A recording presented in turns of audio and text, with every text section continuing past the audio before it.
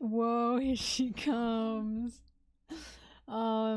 First of all, hair washed, fantastic. Second of all, I'm shiny because I am not putting on makeup because my skin is starting to feel funny again, but I think I know what caused it this time. And it's not as bad as last time when I got that like chemical burn on my face, so that's fine. I assume it's just runoff from that. Um Second of all, sorry, third of all, I can't count. I feel embarrassed now because I was like, guys, guess what? In my Discord server, it isn't anything exciting. Okay, it's not anything huge. Yeah! Oh, thank you for the sub. That's a fucking awesome name, by the way, Dragon Paul. Dragon Pal. No, it's not good hype. Now, does anyone remember when I had my it was just something stupid and then no one responded. So I said, you know what, fuck it, I'm gonna tell them on stream. Anyone remember my hummus era? Right? Anyone remember that? When I was eating hummus and cucumbers like every day? Well, first of all, here's the exciting part, right? I'm back in my hummus era. However, it's now a different hummus era because I found out you can get different hummuses. So I am now trying different types of hummuses. So this is hummus pistachio lemon dukkha. Doesn't that sound fantastic and beautiful, right? So this is pistachio lemon dukkha hummus, okay? And do you guys know, so I've got different types of hummus in the fridge and I will be trying them day to day. Is it a seasonal thing? I don't know. However, does anyone else know those videos of like guys just eating raw vegetables with, I think it's like ranch dressing or like ranch sauce? Does anyone know that stuff? Is that just me that sees those? They like chew on raw vegetables and just slather it in like ranch and then they gobble it up. Don't say gross because guess what? Guess what I've got? I've got a whole fucking bowl of vegetables, right? And guess what else I have? Ranch dressing. That's it. That's what I wanted to tell you guys. And I was like, guess what? Hummus is back on. And not only is hummus back on, I'm trying a bowl of vegetables with ranch and also hummus as well. This too, right? That's it. But here's the exciting part. I haven't tried any of it. I haven't tried any of it yet. Here's the exciting part. So I've got carrot, cucumber, and capsicum. Now, I'm not a fan of raw capsicum, right? Raw capsicum does not tend to sit well with me. Not sit well with me, I just don't like the taste. So, I'm excited to see if ranch dressing ups the, and also ranch is like not a normal thing to get in Australia. You guys know how you have like ranch sauce? Like ranch is a huge thing in America. Not for us. Ranch is not the biggest thing. You will very rarely see a ranch dipping sauce on any menu here. I don't think I've ever seen it.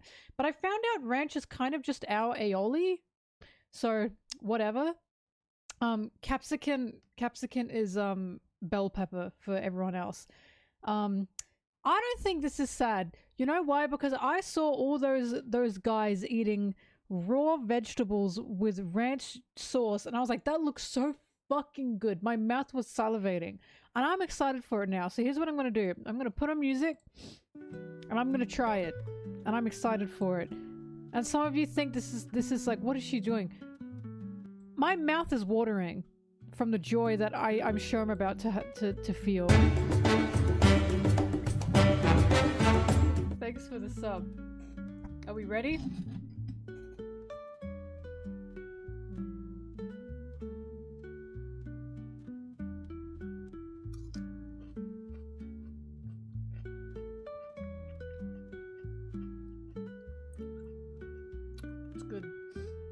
It's good. And I don't like raw capsicum, so that's how you know.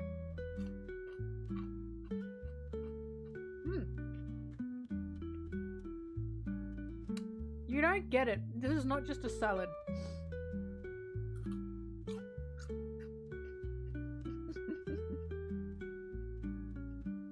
The haters I'm seeing make me sad. And a bit of cucumber.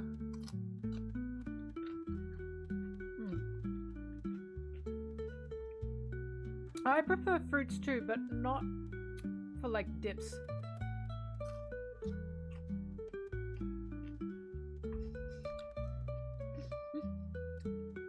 How is this not something other people want? I saw people, these like huge gym guys, they look like Vikings, eating fresh vegetables, raw vegetables with ranch, and I was like, fuck, that looks good. How does this not look good to anyone? Thanks, Thrash. Okay, we'll change the ranch then. We'll go to hummus.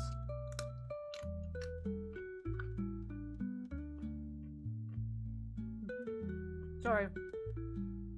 I'm opening with a mukbang because the video is nearly complete. And I will surely finish editing this very quickly today. So I'll spend some time.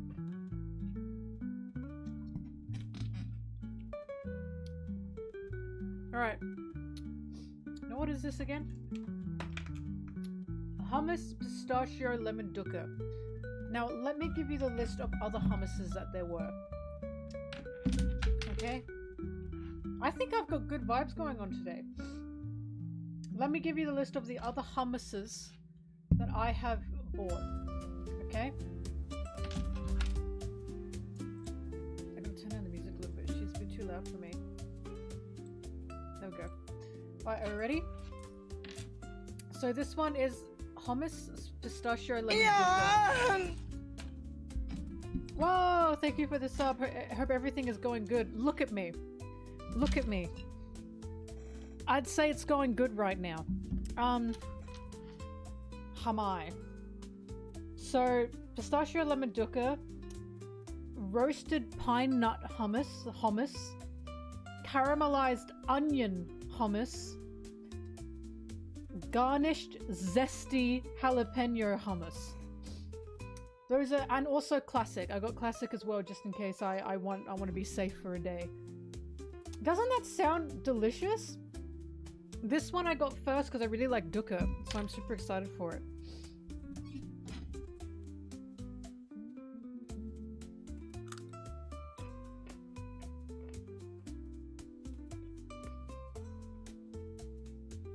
Oh.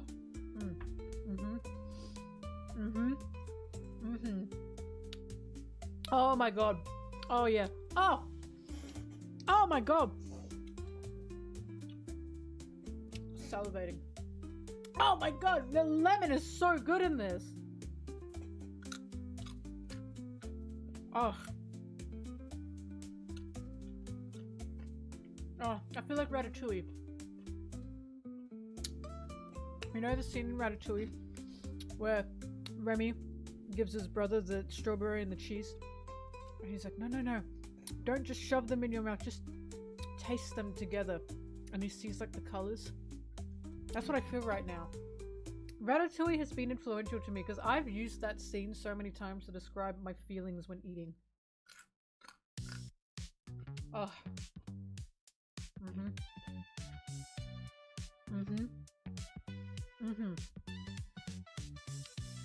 Now to try it with capsicum. Because the capsicum worked with the ranch. Right? But I don't know if it's going to work with the hummus.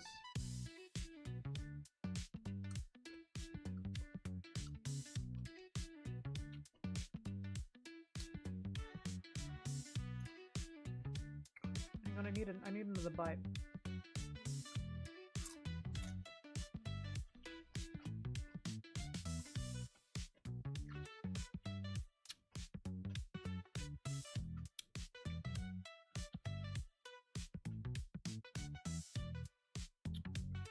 It's good.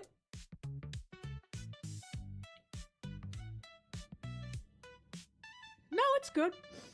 It's good. Now you have to remember, I'm just not a raw capsicum fan. So this is like world breaking for me, basically. Look, I'm going in for a second one. Because like, as I grow up, I'm always sad when I can't eat specific foods. But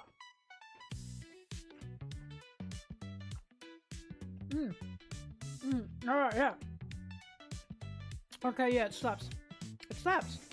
I never thought I'd be able to eat raw capsicum without going eh. But I'm not going eh. So it's pretty good. My favorite vegetable? That's a good question. Carrots are pretty good.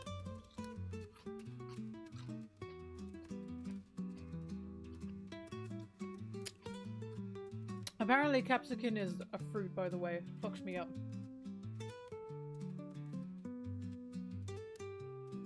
Cucumber? Subaki, no!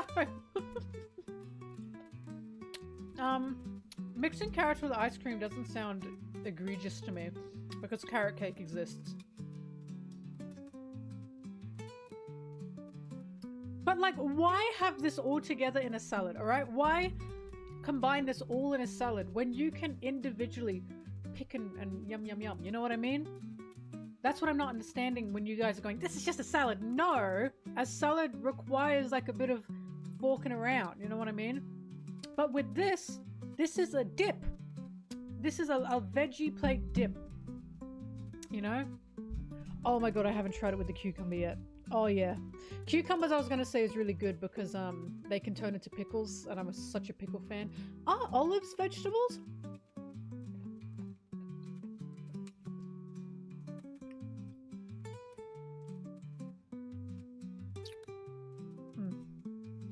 Oh, this is really good. The dukkha is so good. Fuck.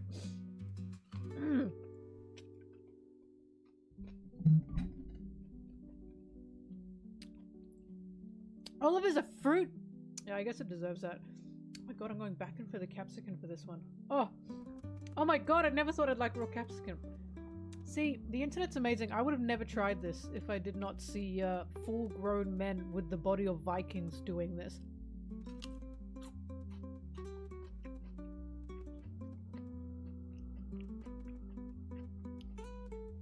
Thank you, Red Smiles. Thank you. I agree.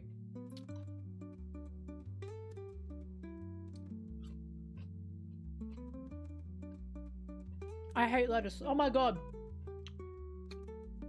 I stand by. Lettuce is fucked. I think we've incorporated lettuce into too many things.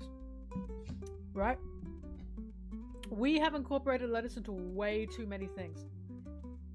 Because kale and spinach is better. Exactly. Exactly. If I want leaves in my salad, right? I'm not looking for lettuce. I'm looking for rocket.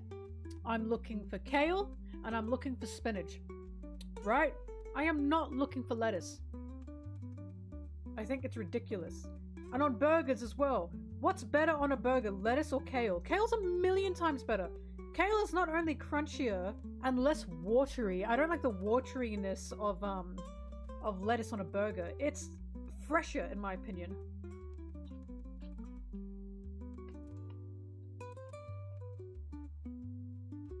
I've been saying this for years. I put kale on my burger once. And my friend was like, kale? Why are you making it so fancy? I'm not making it fancy, it just tastes better.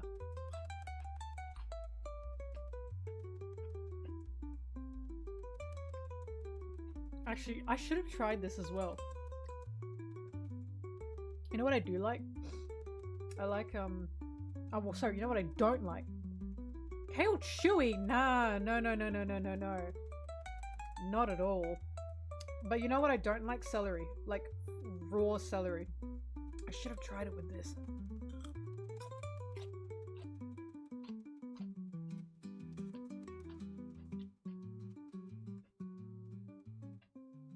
Eating lettuce. Raw celery I'm not a fan of.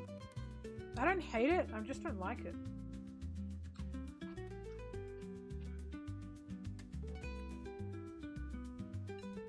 Oh my god, this is wonderful.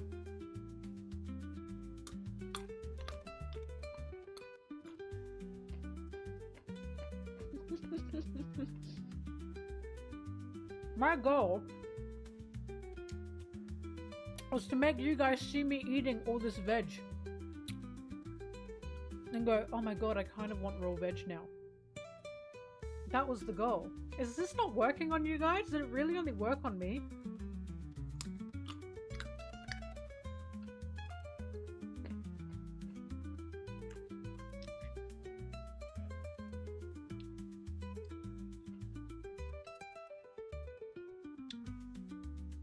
Go for some carrots. Does no one else want to feel like a rabbit, you know?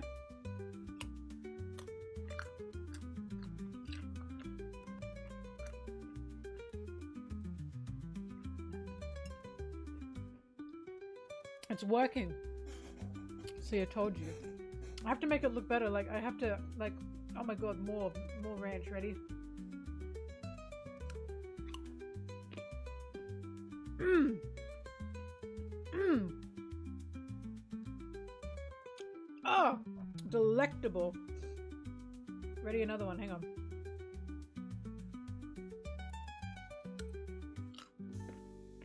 Mm. Mm-hmm. Mm-hmm. Do you think this would upset Sanji? If he were real, would this upset him? Would he be in the chat going, Princess, Queen, I can make you something that's actually a meal?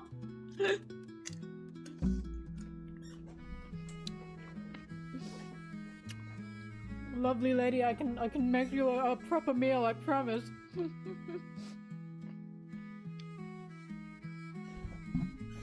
You do this a lot. Where are you from?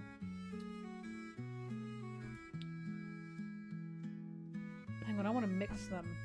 No, I'm gonna use a carrot for this. Hummus. Ranch.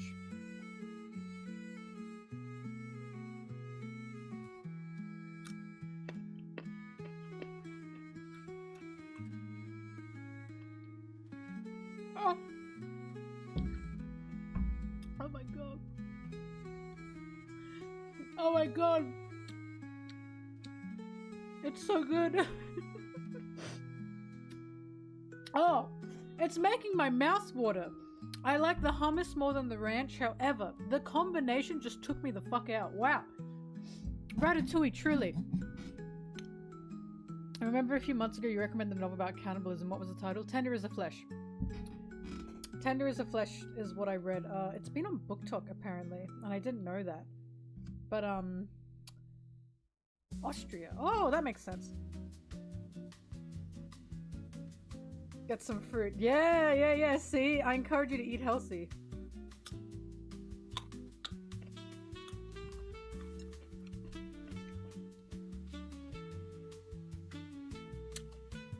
Tender is the flesh. In fact, that book was so interesting. I recommended it to my dad. And then my dad, I think, borrowed it from the library to read it. And then my mum wanted to read it because she was so curious. So she stole it off him and he hadn't even finished reading it yet. And I was sitting there, I met up with them like early this month, and I was sitting there, they were arguing with each other about it. About who took the book from who. It's a good book. It's a good book, although I think some people, I mean, I really like the ending. Some people didn't.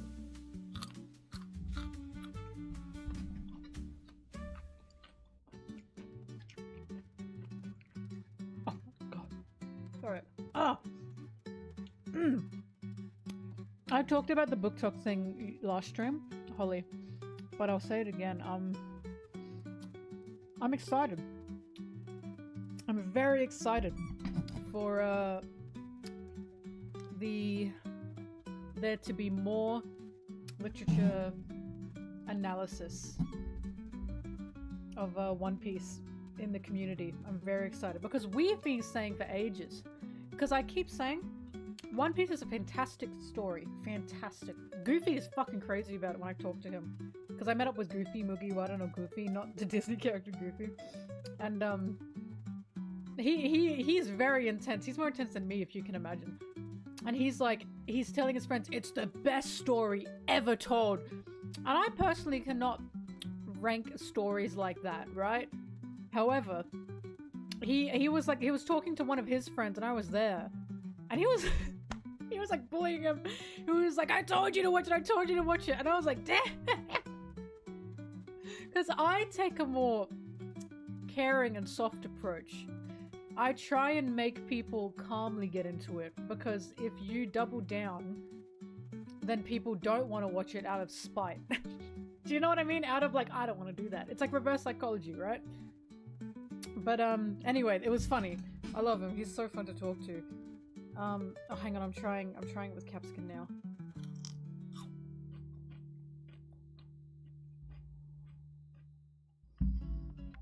Mm. Mm. Oh my god. There's so much aftertaste in a good way. Mm-hmm. Mm-hmm. Oh.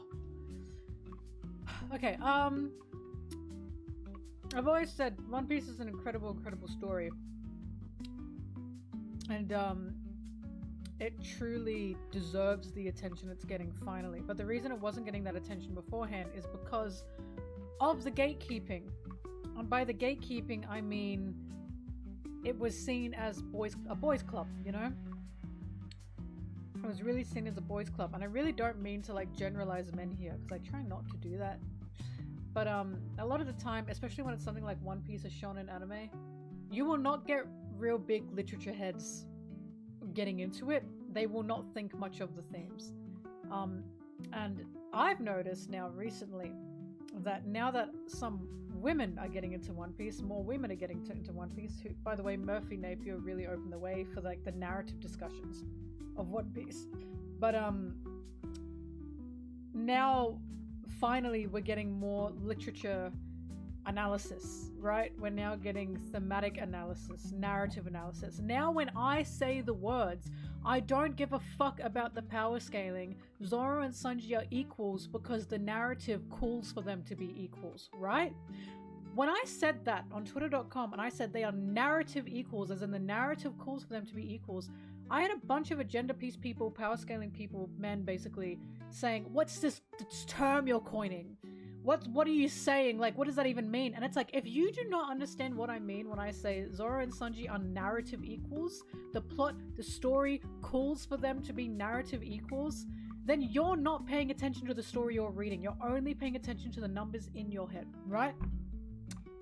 Narrative equals. I'll never forget when someone asked me, what does narrative equals mean? Because this guy in my comments was trying to be like aggressive with me, and I'll never forget my friend messaged me and said, did I just see someone ask you what narrative equals is? Like a full-grown adult asked you that? And I was like, yep.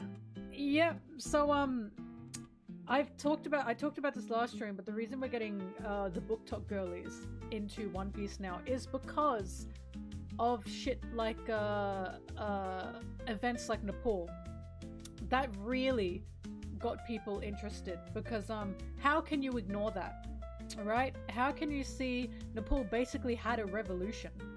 They flew the Jolly Roger. There's a fantastic image of the Jolly Roger flag on the Parliament's, I think, Golden Gates, while it burns behind, like the building itself burns behind this flag in the gates.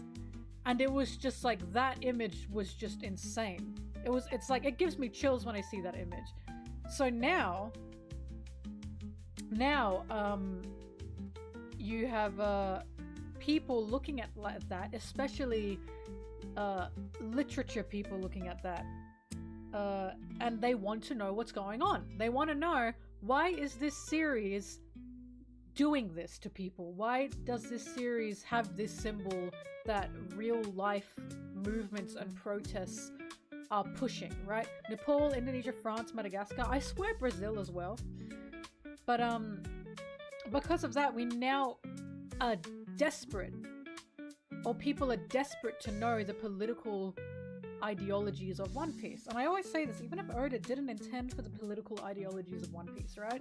Even if he has different views from what he's writing, which I feel like that would be crazy, like, because I guess it's just fiction. But even if he doesn't totally agree with my own views, right? This is the point of interpretation. This is what Death of the Author is. Death of the Author isn't, well, I'm going to ignore that they're a transphobe and buy all the merchandise anyway. That's not Death of the Author. Death of the Author. Death of the Author is your own, an audience's own interpretation. Death of the Author is what happens to that media once it's out there, right? That's what it is. Because I still believe in intentions of the author. I still believe that is important. But we don't know Oda's intentions with what he's writing, right? We truly don't know the truth here. And I don't think we'll ever know the truth, because I don't think he'll ever truly confess that, because of I want to say the more let's just say a lot of people in the public eye within Japan do not like tell their political opinions unless they're a politician. I think because it's like a don't ask, don't tell kind of thing. Do you know what I mean? So it's quite. I think it's quite rare. I remember I told you guys Kazuki Takahashi, the creator of Yu-Gi-Oh, once, because he was liberal, he was left leaning. He was begging people to go vote, and then he had to apologize for that. Like, he had to apologize for the art that he made and for the political stance that he was pushing out or something, you know what I mean? So when people say, oh, Oda doesn't have a message, Oda is saying he's not political, blah, blah, I'm like, of course he's fucking saying that. Because you're on a battlefield, right? If you reveal anything. Oda got into big trouble once in Japan for making a joke about a Japanese World War II soldier in an SBS. Did he? Did he do that? Ah! Man.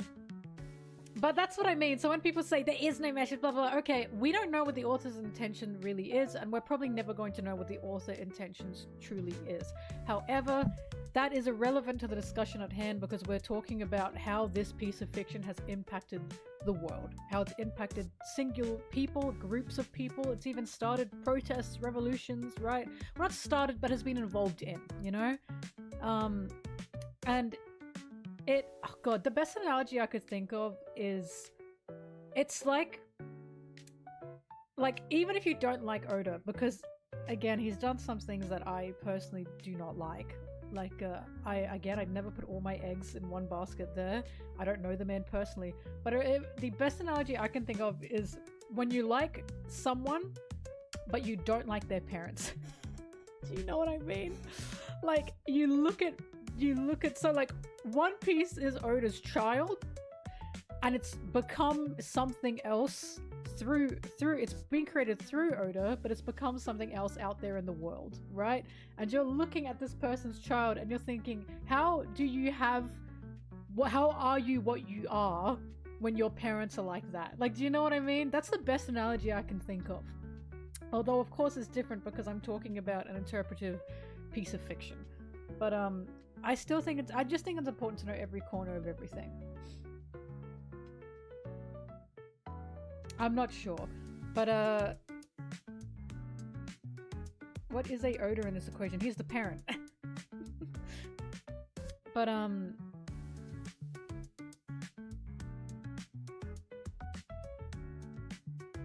I see. Sorry, I'm reading the comments. But yeah, anyway, so this is the reason Book Talk is now super invested in One Piece and wants to know about One Piece, because it's hard to ignore. Like, it's easy to ignore a piece of fiction that's just pop culture and everyone's talking about it and everyone's into it. Like, I think of that like Game of Thrones. I've never seen Game of Thrones because it personally did not interest me. However, if Game of Thrones had a symbol that was ever at a revolution or protest to a huge degree, I would then want to know what's going on, right? And I would want to get into it and I'd want to read it. I know for a fact if I were not into One Piece now, right? And I then saw this symbol from this series being used everywhere, I would want to know. I would end up reading it because I'd be like, what about this series has pushed people to do that? I know now, right? It's pretty hard to ignore. But there's just, this is why this whole One Piece isn't political shit. It's like, art is inherently political. It is. Because art is made from real world people who live within this world, who are inspired by the world, who mirror the world through their art. Even if a creator says their art isn't political, inherently it is, because their own beliefs and their own ideas are in this piece of fiction. And even let's say they are not even writing about their own beliefs in a piece of fiction, they are just making something stupid, that will then be changed and twisted and interpreted into something else through audience interaction. So it has now become political through audience interaction. It's collaborative, right? Collaborative. The relationship between author, art, and audience is a whole collaborative project, basically. Similar to various ideas of Nika we're learning on Elbaf. Yeah, no, it is. It's exactly like that. Everyone sees One Piece differently, but it's undeniable that it's done something to people.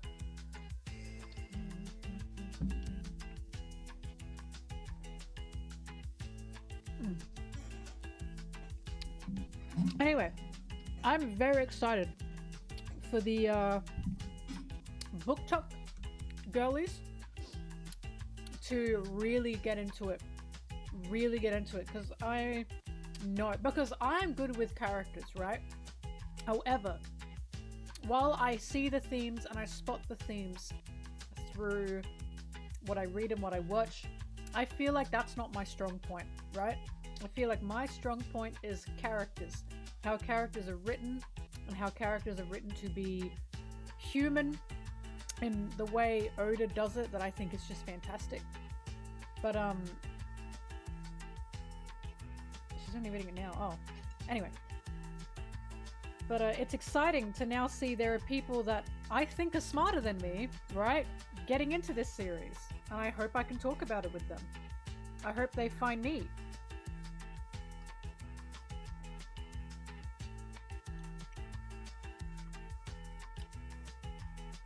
I'm just so excited that when I say something about One Piece, I am not gonna be met with, but I think that guy could be that guy. I'll never forget when I crashed the fuck out because I was talking about the God Knights. And then someone said, okay, but I don't think the God Knights can beat the Admirals. And I was like, I don't fucking care! I don't give a shit! That is the last thing I am thinking of. Like, I just don't give a fuck. I don't give a fuck who could beat who. Right? I only care narratively. I only care thematically who is beating who. I don't give a fuck otherwise, which is why when it's like, oh, but if you put the numbers together with Zoro and Sanjay, blah, blah, I don't give a fuck. I don't give a shit. I don't care. I'm not talking about numbers. There's no numbers in here. I'm talking about from the themes and the narrative of these characters. We are being told by the story these characters are equal. We are being told they are parallels of each other. They are supposed to stand back to back, shoulder to shoulder, side by side. That is an equal. Zoro and Sanji are undeniably equals. Undeniably equals. The story fucking screams it in our faces. They're the wings, for God's sake. And yet every time I say Zoro and Sanji are equals, I'm met with some guys going, okay, but this fate and this fate, I don't fucking care. I just don't care. I'm just excited to be in a space where I can say these things and I'm not met with people prioritizing their power fantasy over the actual plot and story and narrative and themes of this piece of literature that we are reading. That is all. I'm like excited for that. I'm so excited to actually be able to talk without being interrupted by that kind of stuff, you know?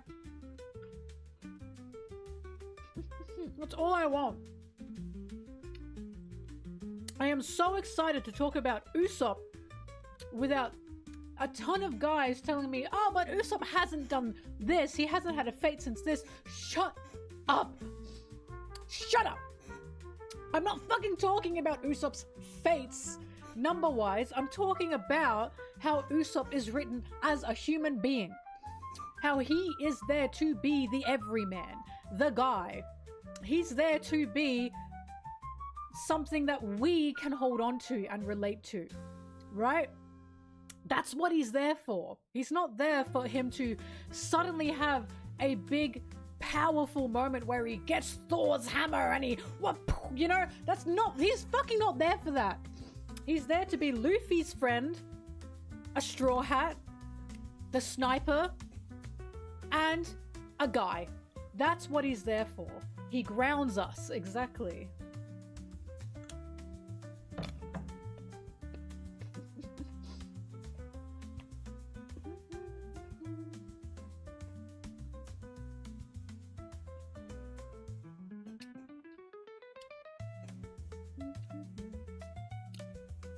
I don't think Domi Reverse is lazy at all. And the reason I do not think it's lazy is because I think the reason people think it's lazy is because they were expecting Rocks to be that bad. Right? However, Before we knew Rox, everyone was saying Rox is a monster. Everyone was saying, oh, he's got to be bad. He's got to be this bad.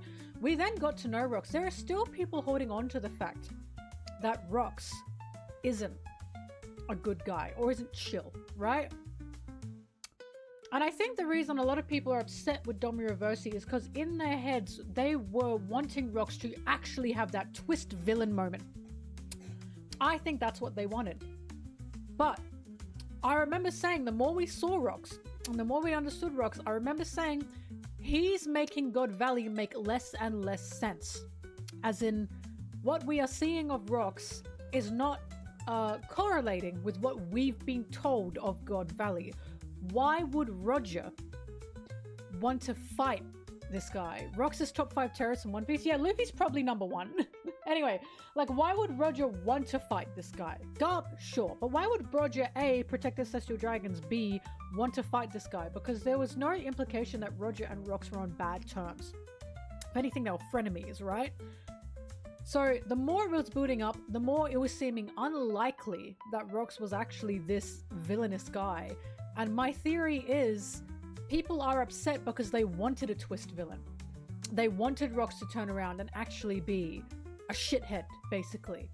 But that never happened. Instead, Rox held his ground, and Rox was not what the world government said he was, and the only way to make him what the world government said he was for the world government, the head of the world government themselves, to turn him into the villain.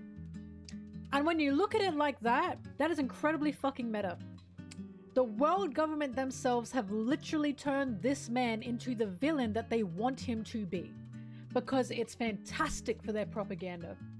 If you look at Domi Reversi as a narrative tool and a thematic tool, then just a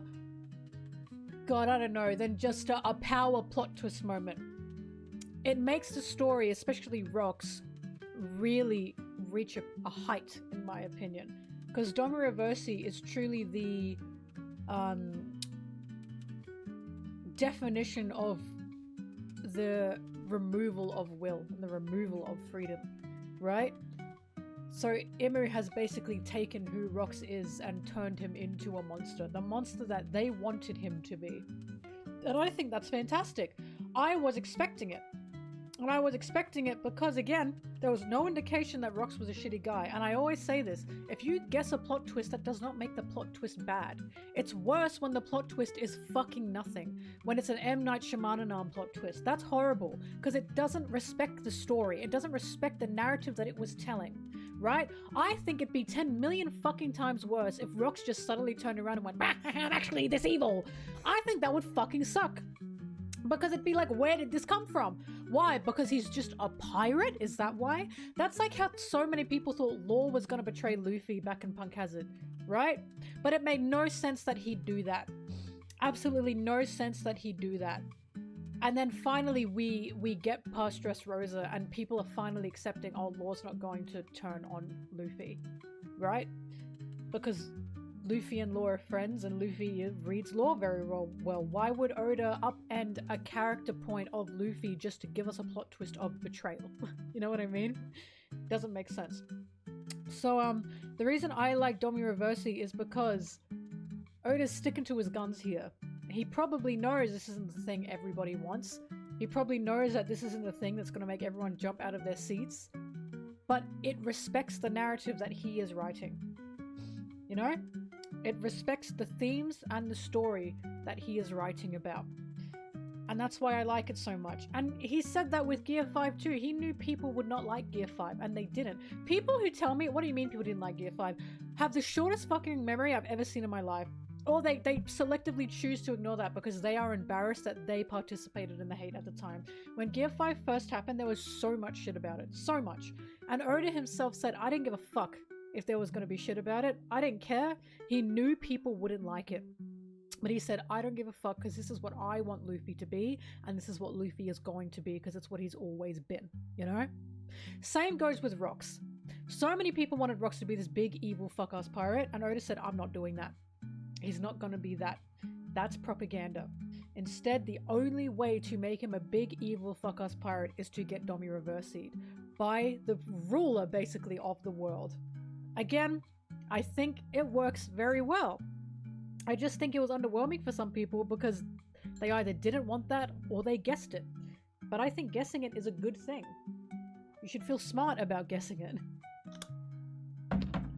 Because it means you didn't fall for the propaganda.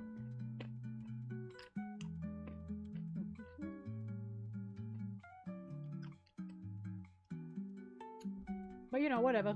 It's fine if you don't like it. Well, Gear 5 intimidating. If Gear 5 isn't intimidating to you, that's a good thing. Gear 5 is supposed to be intimidating to the rulers of the world because they are seeing the fighter of oppression, the champion of removing oppression. To us, we are meant to look at Gear 5 and see hope. To Imu and co, they look at Gear 5 and scream because that's the opposite of what they want. Well, I can tell you now, Imu is terrifying. Imu is scary. And I love the contrast between Gear 5 being all white and Imu being a straight up big black blob. I think that's fantastic. So it's like Imu quite literally exists to snuff out the light, right? So we look at Gear 5, we're supposed to see hope. We look at Imu and you're supposed to go, holy fuck, this is scary. And I do look at Imu and go, holy fuck, this is scary.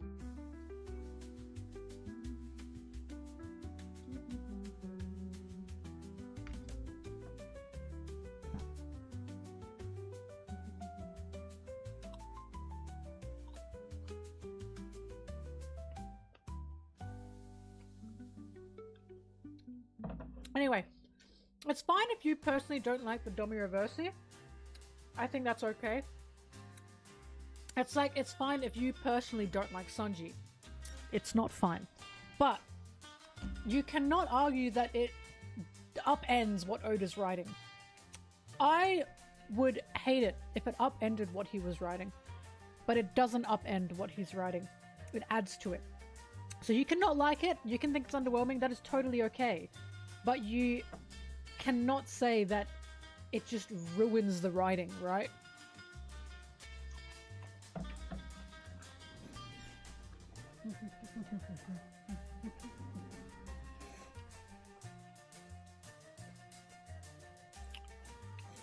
I've got to get to editing soon, but I'm really enjoying my bowl of vegetables.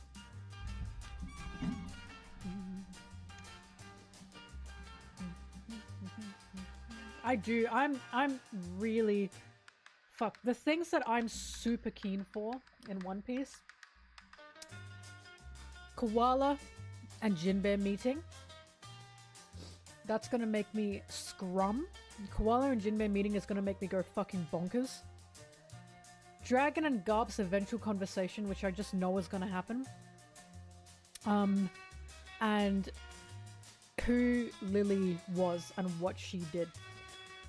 Those are the three things I am really keen on. Really keen on.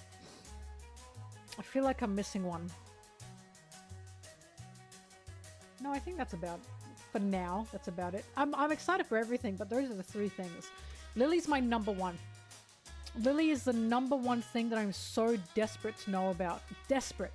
I really want to know about Lily. Oh, Brook and Laboon, of course, yeah. Shamrock. Oh, Shanks and Buggy meeting again. Surely they're going to. I don't know, with Blackbeard or Imu. I've said this before. I am unsure what Blackbeard is. I don't know. And after, like, so many people are saying to me, nah, Blackbeard's going to be the final antagonist. It won't be Imu. I'm not so sure about that. Ever since people said that to me, I didn't agree with that. Because it's like, it doesn't seem right. And now that God Valley has happened, it feels more likely that Imu will be the final antagonist, right? That feels a lot more likely to me. Blackbeard he's really a wild card. He's an incredible wild card. Blackbeard is so interesting because I can't place what he wants or what he wants to do. I can't place where he will be in the story by the end of it. I just can't. Like, I have no idea what Oda is planning for this guy. I truly can't think of anything. I mean, I can think of them, but I can't find something that I feel comfortable with. Akainu I don't give a fuck about. Akainu is just there for the revs. I don't know why people think the admirals are such a big deal. I'm sorry, someone had to fucking say it. Kuzan is gone. Kizaru, Egghead fucked him up. Akainu and Kuzan had that fight. Kuzan left, right? They got new admirals. They're bums. They're bums. They're infighting. The Marines are fighting themselves, right? If anything, Akainu's just gonna be another guy that the Revs and the Pirates are gonna fight, and then there's gonna be, hopefully, some turn. But admirals are not that big. I don't understand it. I don't know why people think admirals are like the biggest fuckers ever. I just saw Luffy body one in Egghead. Right? Kuzan is probably the only interesting one right now, but that's because Kuzan is part of Blackbeard's crew. You know? Akainu is just one of the leaders of the Marines. And I don't think that matters. I really don't think that matters. I think it matters for what the Marines will do in the future. But I do not think the Marines are any kind of final antagonist for Luffy. I just don't. I really don't think they matter that much.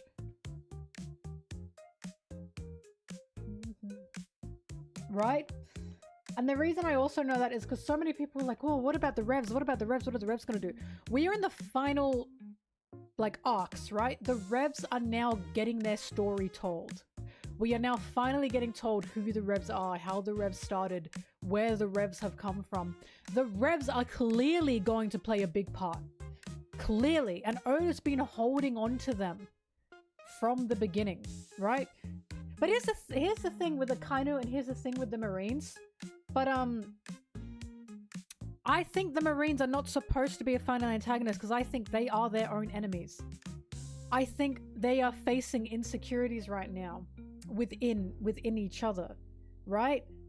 Like, I stand by that what we saw happen on Egghead is supposed to tell us, oh, these guys aren't the big dogs anymore. What we saw happen on Egghead was supposed to tell us the Marines are not the big dogs. The Admirals are not the big dogs. The big dogs now are who's standing on top of the world. And that's the Five Elders and Imu. Right? There is not a single fucking Admiral on Elbaf right now because they simply do not matter to that extent. The Marines will matter to the point of they will wake up, I think. That's how they will matter. I think Akainu needs to wake up. I think everyone needs to wake up in the Marines. I think there's an ignorance there that they are not accepting. Right? And I think the point of the Marines is there will be infighting. There's tons of infighting in the Marines going on. So Garp is aware he's purposefully ignorant. But,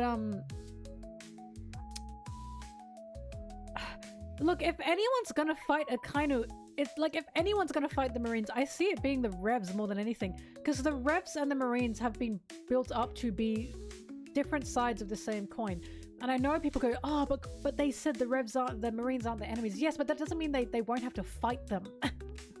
They are saying the Marines aren't their enemy. So how ironic is it that they have to fight them? Because their boss is making that happen, yes? That's what I believe it is.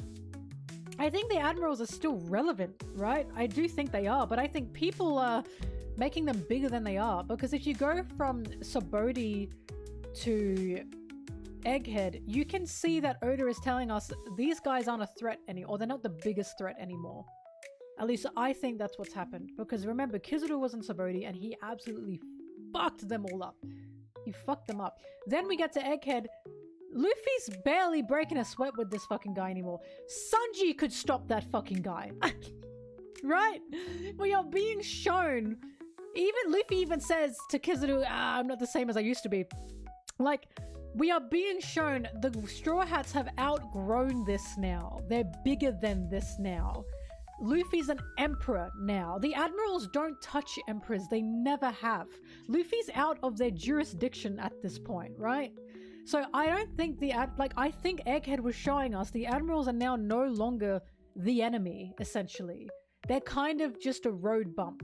However, the enemy, the thing that we should be scared of now are the Five Elders and Imu. That's who we should be scared of.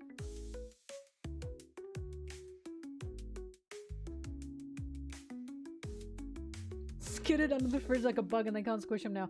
Yeah, and the bug has lifted up the fridge and turned 10 times bigger and has started beating you up.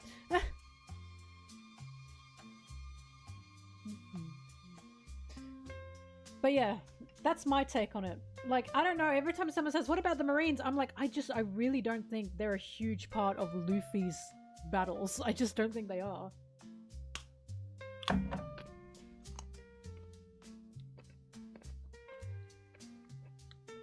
Hi, Dragon.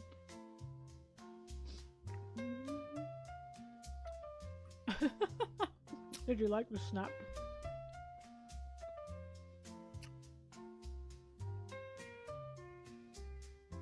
What about the Marines?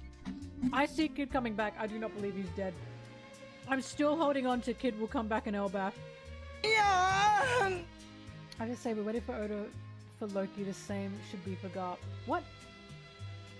We waited for Oda for Loki. The same should be for Garp. What? Sorry. Thanks for the sub. Can you reword that for me?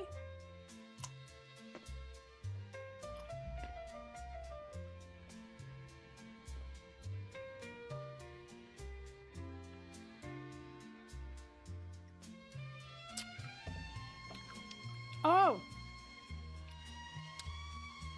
Here's the thing. Loki's side of the story ends up with him being chained to a tree and all of Elbaf hating him.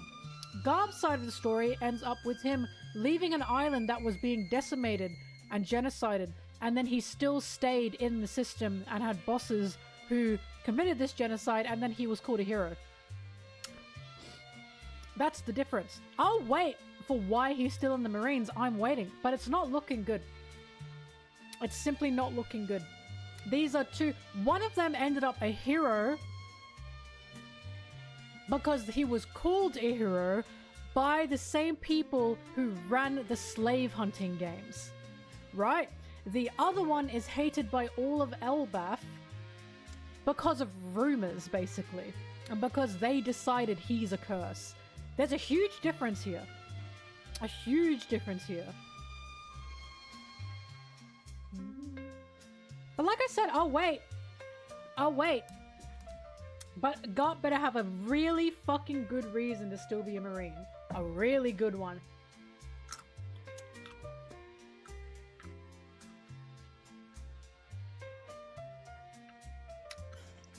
Captain America. Captain America said, that's my boyfriend. Fuck the United Nations. That was fucking awesome.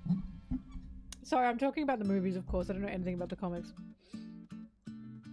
Captain America said, you want to execute my boyfriend? I'm leaving. I'm becoming a vigilante.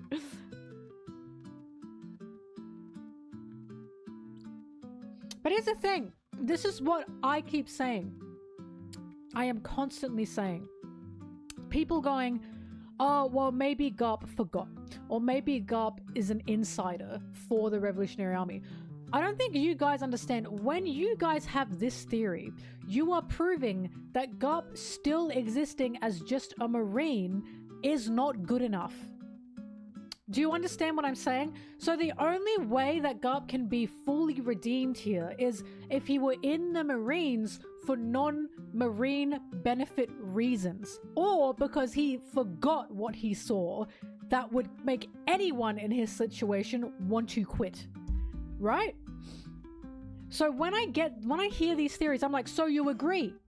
Garp can't just be a Marine anymore. He needs a reason that removes him from the Marines. And it can't be Sword, because Sword is still something that functions as a Marine system, basically, within the Marine system. Because now people are moving away from the Sword argument. I've noticed this. And the reason they're moving away from the Sword argument is because they're realizing they're still the Marines. Sword is still the Marines. And setting up a new system within the old, like setting up a new group under the old system that Akainu, by the way, would have to know exists. As in, Akainu, there's no way Sword can exist without Akainu's agreement on it. Is wrong. that can't, like, that doesn't make Sword a good entity in any way. Sword is much more useful to the Marines than a nuisance. Exactly. Exactly. And I always say I haven't seen Sword saving anyone. We've seen the Revs a total of maybe 5 times, but every time we see the Revs, they're trying to save people. They were in Dressrosa specifically because they wanted to save them, right? But this, for Sword, it's just glory. It's helping themselves. Kobe was the only one trying to save the slaves on Fullerled, but that's because he was kidnapped and happened to be there. Sword did not go to Fullerled to save those slaves. Sword went to Fullerled to save Kobe, right?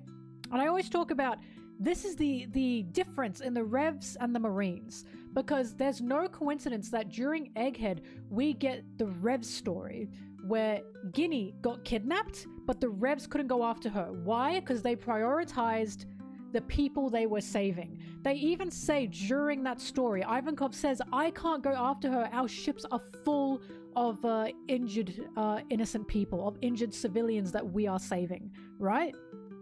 But then you go to the Marines, they're not going there to save fucking any of those slaves. They're going there specifically for Kobe. They are part of my group. I have to go get them. If Kobe were not a Marine, they would not be saving him, right?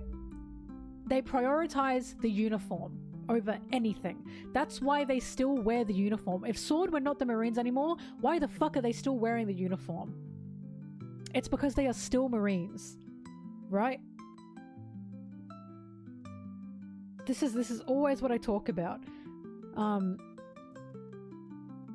Exactly, the Revs understand they put themselves in danger for a happier future. And also we had Sengoku going, oh, these, like in the mess hall going, oh, these fucking civilians, we can't protect them if they're trying to stab us. And it's like, mate, you weren't fucking protecting them anyways. The reason the civilians are now stabbing you, trying to get your bounties and going to pirates is because you are not helping them. They wouldn't have to do this if they were not in poverty, in famine. And you're just saying all this like a privileged fucking asshole eating your crackers in a food hall. And we cut to the guy that killed T-Bone, right? And we found out he was from an island that was starving. That was starving itself dry to try and give to the Celestial Tribute, right? The Celestial Tribute, mind you, that the Marines enforce. Yes? Because of course they do, because that's their boss. Right? So, when it comes to people having theories about Garp, it is so interesting to me that not a single one of those theories will settle on Garp is still a Marine for whatever reason. Like, for Marine reasons. All these theories are either Garp forgot, Garp got memory loss, or Garp is in the Marines to help the Revs. Again, it's an acknowledgement. Garp cannot just be a Marine after what he saw. It's not good enough. And people are accidentally admitting that to me.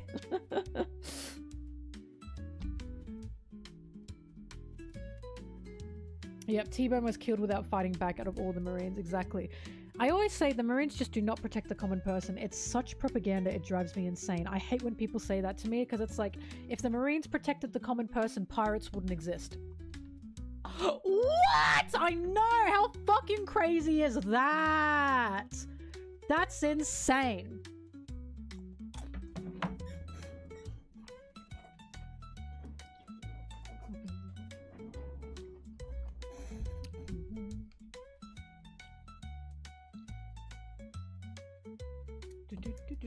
I also brought this up last stream. Mukbangs are fun. I should do this more. I brought this up last stream. Garp only jumped forward and punched Saturn Imu Saturn after Saturn Imu Saturn killed a bunch of Marines. Isn't that interesting?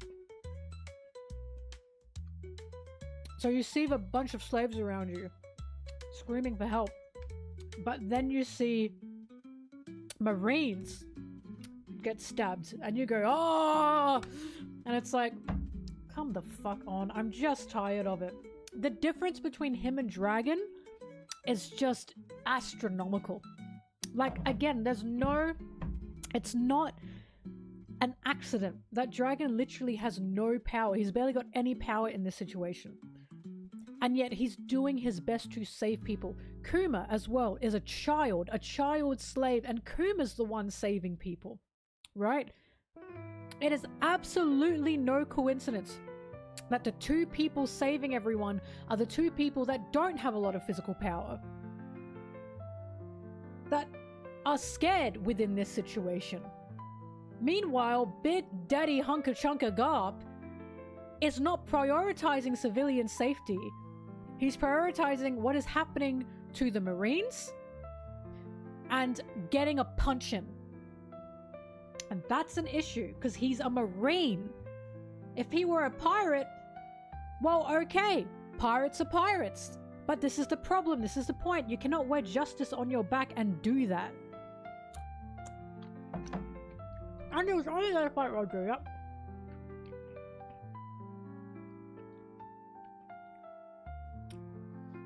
I keep saying this. I like Garp. I think Garp is a fantastic character. What frustrates me is the way people talk about him. Is the way people talk to me like I don't understand him. And I think they don't understand him, because I think Garp is supposed to be a stubborn old dog who will not learn new tricks. I truly think his animal's literally a dog. I think Garp is supposed to be a representation of an older generation that refuses to move. That's what I think he is.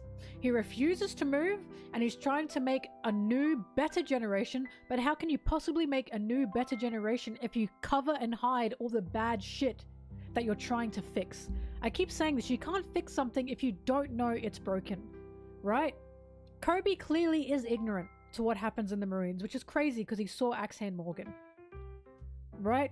A lot of characters in the Marines were ignorant. Dragon was ignorant to what the Marines were doing. Kuzan was ignorant to what the Marines were doing.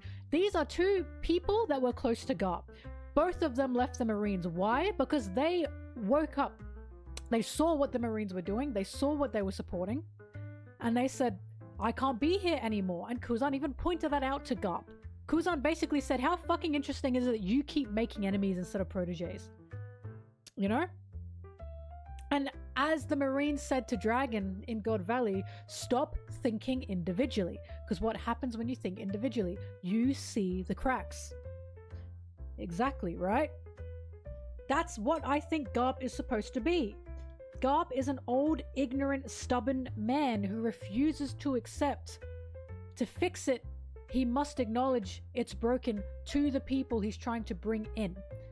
Right? And he's just not doing that.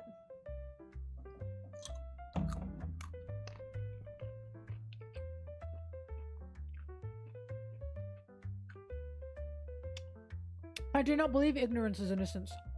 Not at all. Especially when it's willful. When I say ignorant, I'm not saying innocent. That's very important. I think Garp's ignorance is dangerous. I think Kobe's ignorance is dangerous. I think the point of the Marines is when you are ignorant, you are useful. Right? I think that's the point of them. Because if you're uneducated, guess what? You're easier to use because you're not thinking individually, right? And the issue is, I know Garp knows what's going on. I know Kobe knows what is happening with the Marines. I think what Kobe does is he's like Garp and he has a cognitive dissonance. I'll never forget when he said to Blackbeard, Marines don't trade with pirates, or whatever the fuck he said. Don't gamble with pirates or something. And he's wrong. We've seen multiple times that Marines will trade with pirates, gamble with pirates, will negotiate with pirates. And you know why we know that? Yeah, there was Nezumi and Along Park. There was the entirety of the warlord system. The warlord system was literally a negotiation between pirate, world government, and Marine. And because of that, they gave these pirates that originally would not have this much power a lot of power. And they didn't give a fuck what those pirates were doing at all. They didn't give a fuck about the common person or the civilians that lives were being ruined. They just wanted the power from those pirates.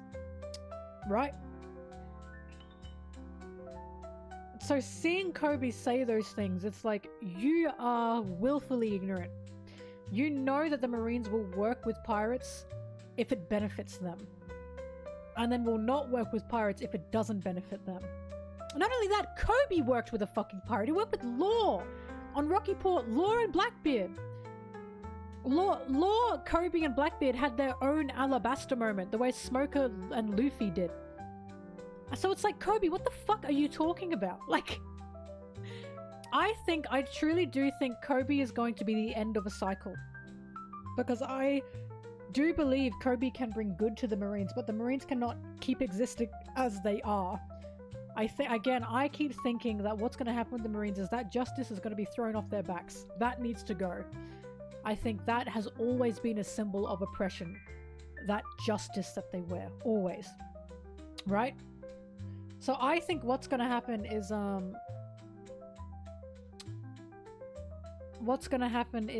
I always say this. I think, Kobe will face Luffy. And Kobe must come to a decision, because it's so interesting that he said, Luffy, I'm going to have to stop your dreams. So Kobe thinks the One Piece is better off in the hands of the Marines, in the hands of the world government. Right? Because if the Marines have it, the world government has it. So I think there's going to be a face-off. And I think Kobe and Luffy are going to meet each other. And Kobe is going to have to come to a decision. Is this world better with Luffy in it? Right? Is this world better with Luffy being free? I think that's what Kobe has to come to a decision about. He can either side with the Marines and fight Luffy and try and either arrest or kill Luffy, or he can come to his own decision, think individually, ... and realize Luffy is better off, or the world is better off with Luffy running around, right? But he has to think individually.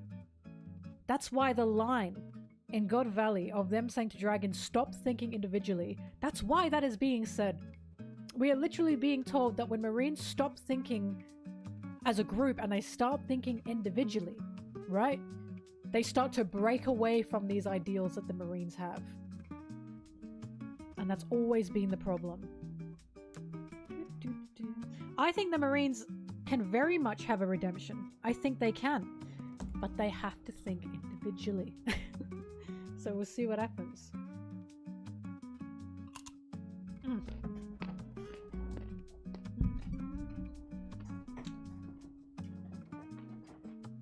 Thank you, Mama.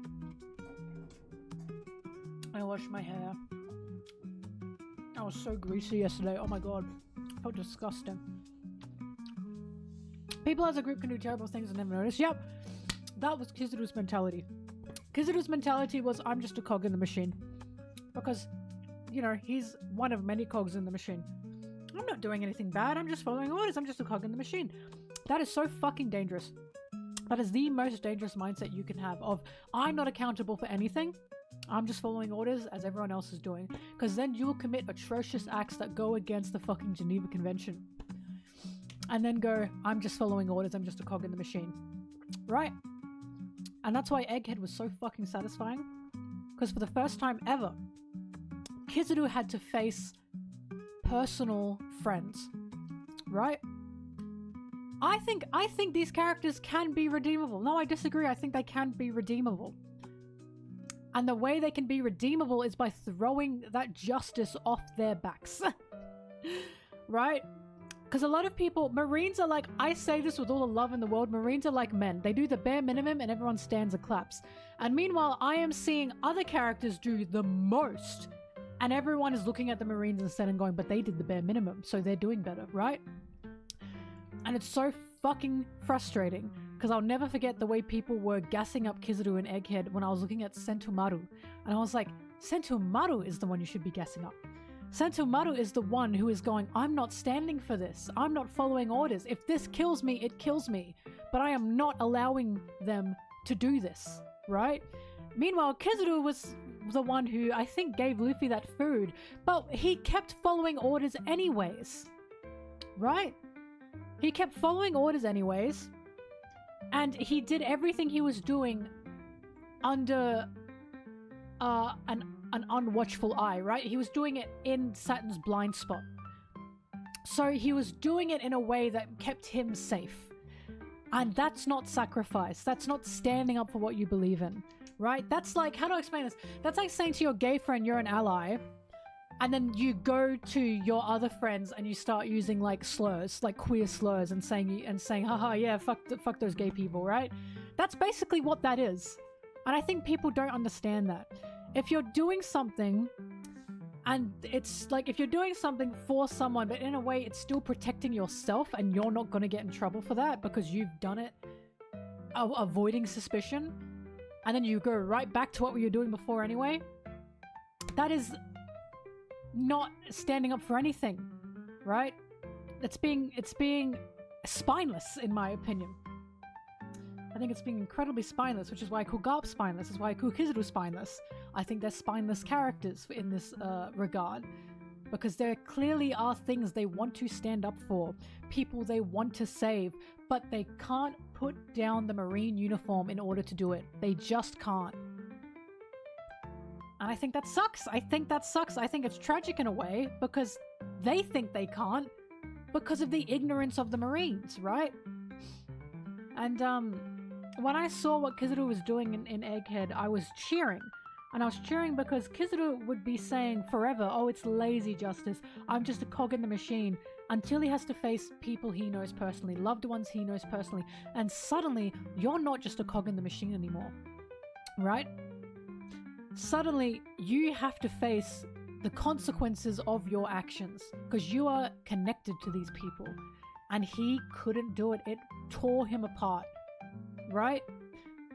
It's like every horrible thing he's done as a Marine has flooded back, you know? Because he had to look this little girl in the face and try to kill her, Bonnie. He had to look at his best friend, Vegapunk, one of his best friends, and he had to kill him. He had to go after Kuma, who he was also close with, right? Sentomaru quit. Everything was collapsing around him in that moment. Which is why at the very end of Egghead, when Akainu was like, ah, blah, blah, blah, and Kizaru goes, shut the fuck up! You don't know what I've just been through! He's quite literally torn apart. He doesn't know where he stands anymore. He can't be a cog in the machine anymore. Because he's just watched what that means. And it fucking ruined him, right?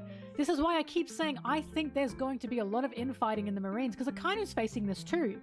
Akainu is literally being told directly what to do by the Celestial Dragons, and we can see he hates that. He hates it. We watched him have to serve directly the Celestial Dragons, and he was clearly enraged, but there's nothing he can do about it. He has to serve them, right? I don't know what's going to happen with Kizaru, however, I can see him meeting up with Kuzan. And Kizaru now understands Kuzan's position, right? I thought, oh, Kuzan is lazy justice, isn't he? Not anymore. Fuck, not anymore. He's not lazy anymore, is he?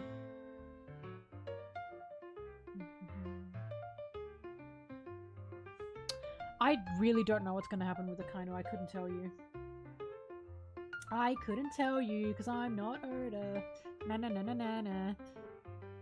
But whatever he's got cooking, I can tell he's plotting it quite well, because he's been building up this disturbance in the Marines for quite some time.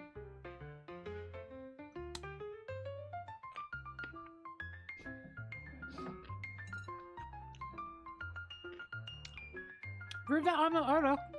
I don't have a wife, sad. I don't have 2 daughters. I've got these, which he would be jealous of. Have you guys seen that SBS? That someone asked Oda, who's your rival in like One Piece? And we said Nami. And he said Nami because I want a slim waist, I want big tits, I want to be a sexy woman. And I was like, damn, he really is Sanji. What a fucking freak. I think it was Nami anyway. It was either Nami or Boa. I think it was Nami. He said, I want to be a beautiful, sexy woman with huge badonkas.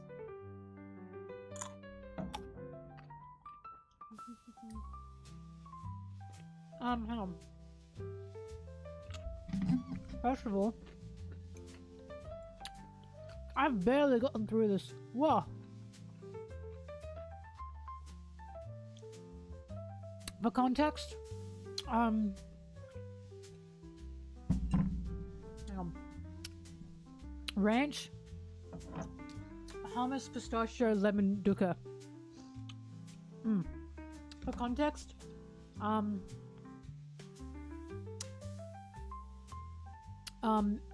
I kept seeing videos of really, really big gym guys who look like Vikings eating raw vegetables with ranch. And they made it look so good. So good. I was like salivating. And I was like, I have to do that. I have to do it. And it's been worth every bite.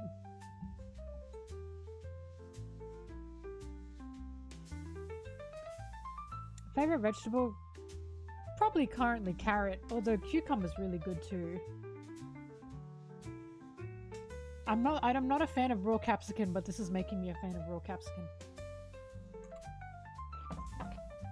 Alright.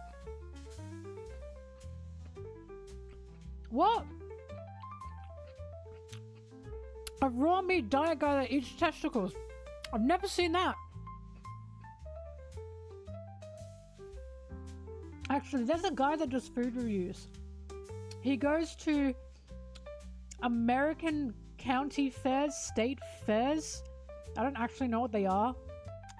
And these things sell like tons of different foods.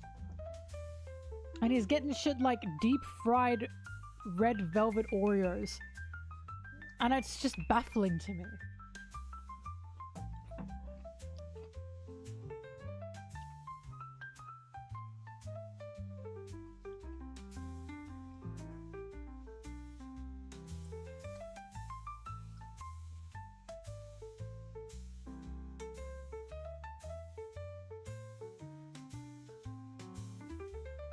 You can bring things to deep fry at fairs.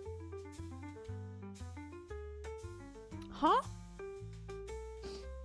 Hang on, I want to pull this guy up so you can see the food.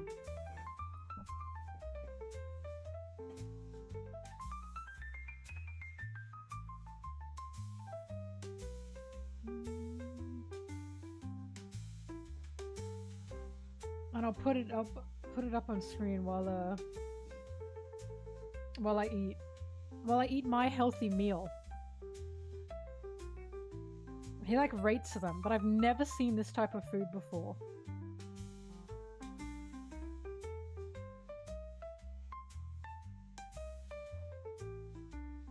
God, I send my friend a lot of shit.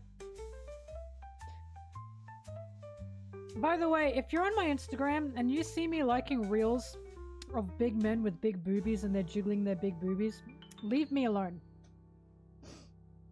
That's my life and I'll do what I want, you know?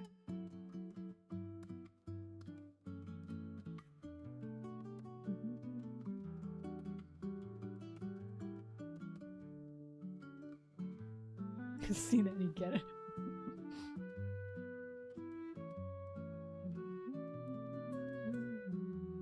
I send a lot of videos of cats.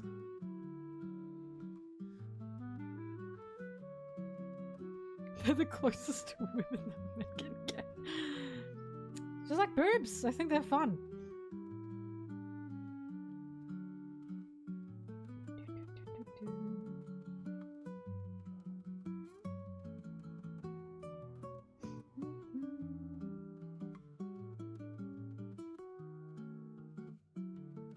This is gonna be stupid because I'm gonna be like, I've never seen this food before. And a bunch of you Americans in the chat are gonna go, bah! That's so normal. That's so normal for us to eat.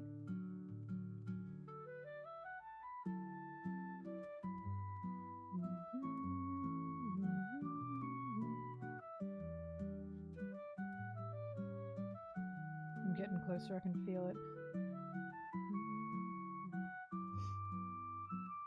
Whoever the guy is that I'm about to like show, apparently he does it a lot, food reviews. But I worry for him, because the things he eats are not healthy.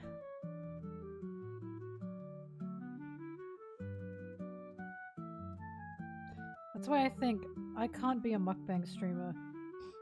As much fun as that would be, I can't eat that much. I can't eat that much and that much crap, personally. A lot of mukbang people eat just tons of crap. I found it.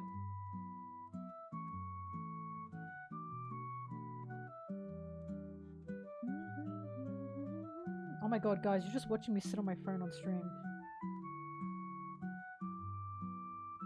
Alright.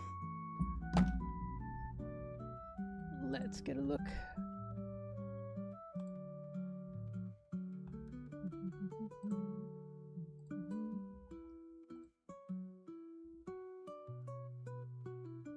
I just download these things because it's easier that way.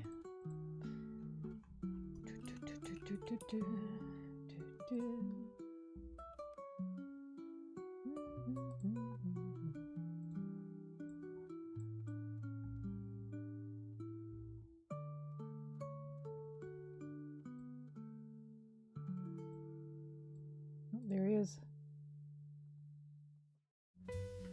Now I gotta figure out how to... I'm gonna make... I feel like some of you are gonna get hungry from this.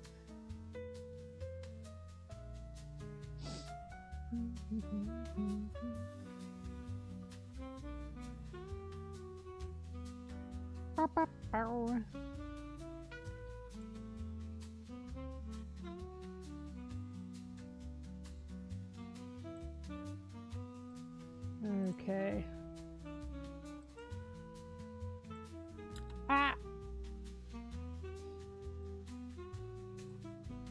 I apologize for how specific this is. I just need you guys to know how baffled I was with all this food.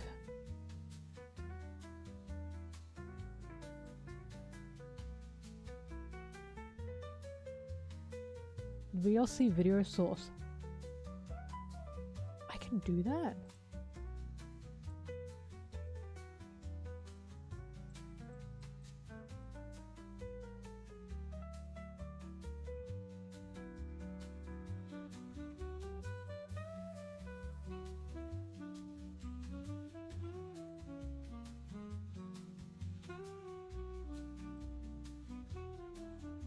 Oh, nothing happened.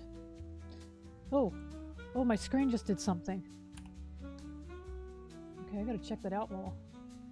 Sorry, I'm still somewhat new to OBS.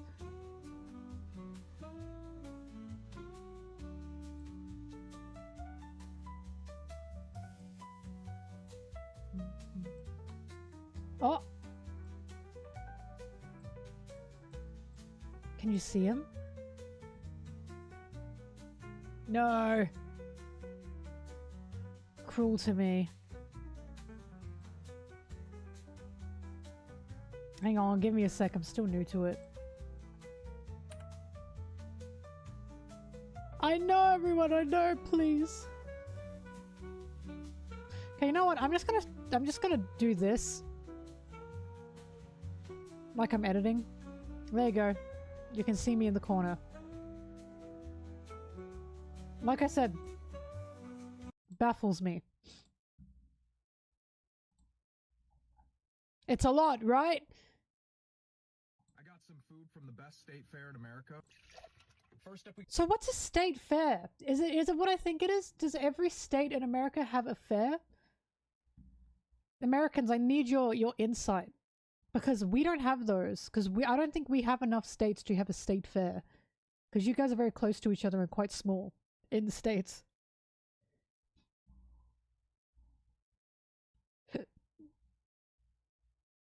I don't know what it is. I just don't know. I like the cookie on the thing though. got Sweet Martha's Cookies, which is the most famous food at the Minnesota State Fair. They really just See, that looks good. Bucket for you. With the milk? That looks good. I fuck with that. Sometimes you can't save dessert for last. These are just too good. It's all sweet stuff though. It scares me. I'm gonna give them a 10 out of 10. Best chocolate chip cookies ever. I had to get some pickled pizza too. I'm about to bust a... I've never had... What is pickled pizza? Is this a normal... Is this normal? Has anyone else had that? Hell no. I want to try it.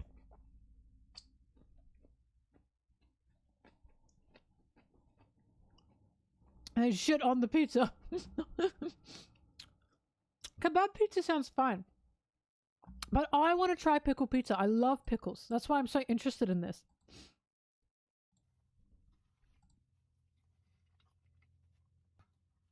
Damn, he's really going to town. What sauce is he putting on it? That's what I want to know. What are these sauces? I know I was caught in 4K there for a second. I hope you didn't screenshot that. Pickled pizza with the ranch is actually so amazing. It's getting a 9. No, I eat anything. You got deep fried pickles next. Deep fried pickles. Do you see what I'm talking about? I've never heard of any of this shit. I didn't even know you could deep fry a pickle. It's gagged me. Oh no, I lost my thing. What do you mean it's normal?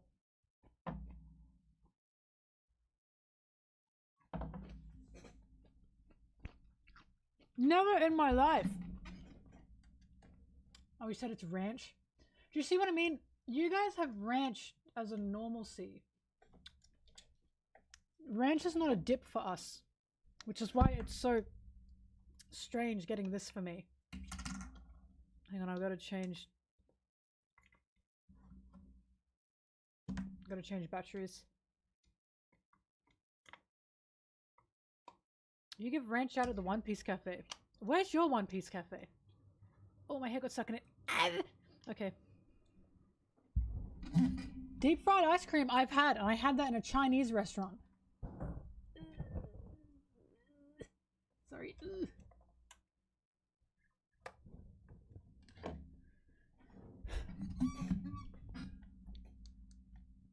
Anyway.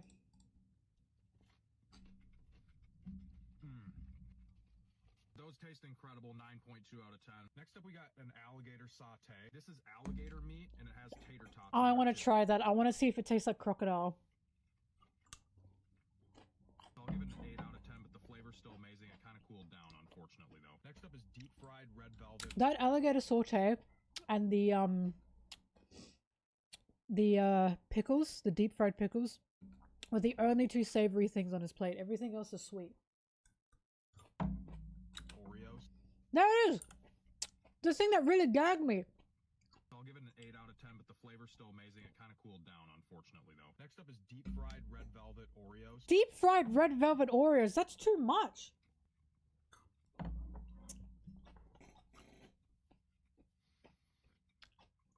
Those are like incredible. 9.7 out of 10. They even had deep fried cookie dough, too. Deep fried cookie dough. Oh my gosh. I thought it was like a stereotype that you guys deep fried everything. Way too good. 9.5 out of 10. They have chocolate Oreo crumble cookie dough on a stick. Chocolate Oreo crumble cookie dough on a stick. That's so good, but I can tell it's... If you can't fit it on a sign, I think it's too much. See, it's just too much. That's incredible. 10 out of 10. Chocolate explosion. Delicious. Had to pull up with the foot-long glizzy.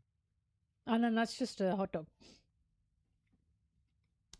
Why isn't it deep fried? Average taste, but certainly not average length. Haha. Let me know in the comments if size actually does matter. I hope it doesn't. It's very 7 funny. out of 10 on the taste. It's alright. Basic hot dog. Last up, we got the fluffiest donut I've ever seen. This is from a place called Peachy Donuts at the fair. A donut? Okay, guys. That's gaping. This donut's perfect. I watched this at 3 a.m. and I was stunned by it. Soft, gentle texture.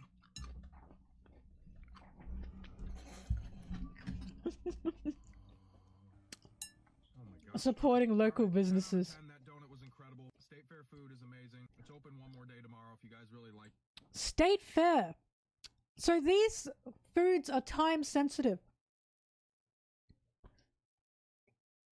Deep fried pickles is normal? Never seen that. I've never seen that on a menu. I can tell you now that is a purely American thing. Unless someone else in another country has it. If you ever come to Australia, do not expect deep fried pickles. Where was the deep fried Oreos? What were they? Red velvet deep fried Oreo? There's just gluttony. There's a gratuitousness to this that I think I can't get my head around.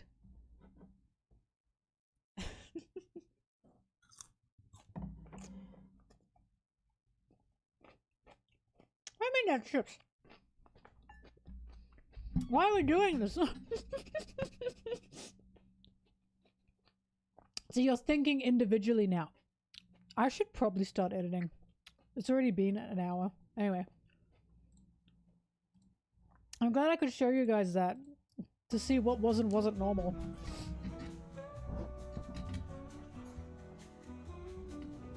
Oh yeah, no, I know that if you eat in America, you gain weight. And when you eat somewhere else, the same food, you lose weight. And I know that because it happened not only to me, but to every single friend I've ever had that's gone to America.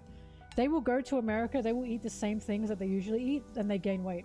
They go back to their home country, Australia, they will eat what they usually eat, same stuff, and they lose weight.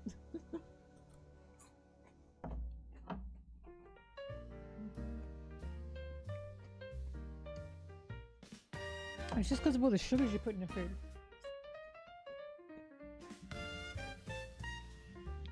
I've got one capsicum left, and then I'll start editing. This has been a good experiment. Oh yeah, preservatives are banned in other countries.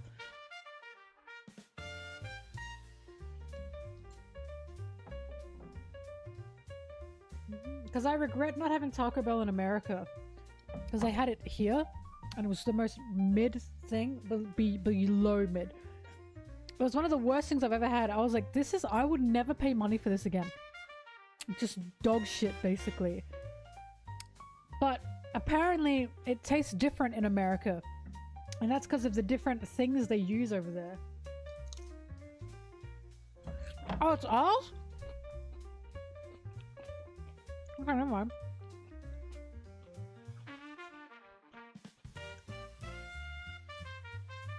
I wanted to try a Taco Bell Crunchwrap Supreme.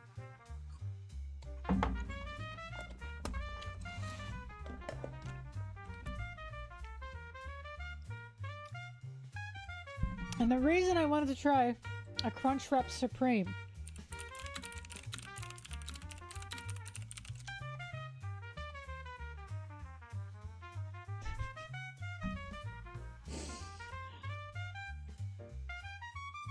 this is so fucking stupid.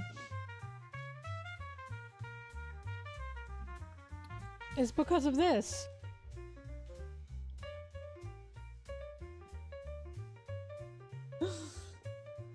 I was fascinated by this thing ever since I saw this meme like 4 years ago.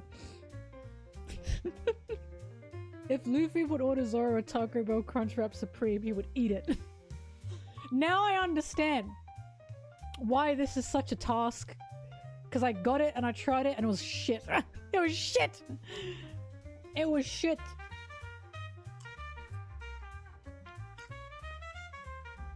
So truly Zoro's taken one for the team.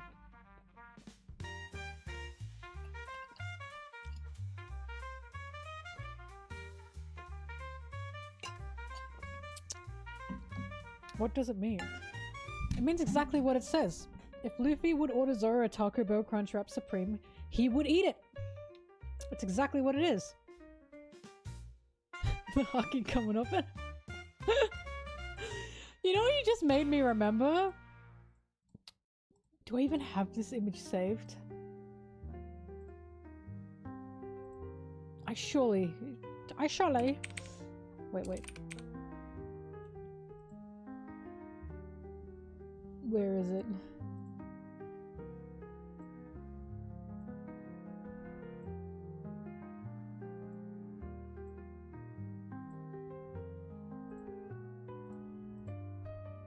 Oh, Soji's so cute, sorry. You made me remember this.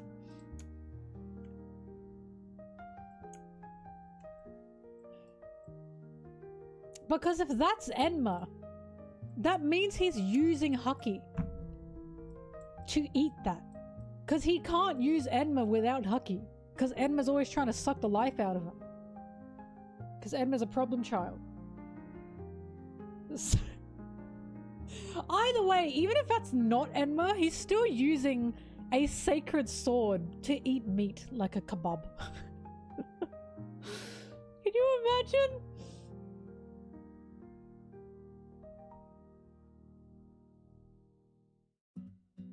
It's cute, but like, imagine how to like if Tashigi saw that. There's no fucking wonder why she's trying to get the swords off these idiots.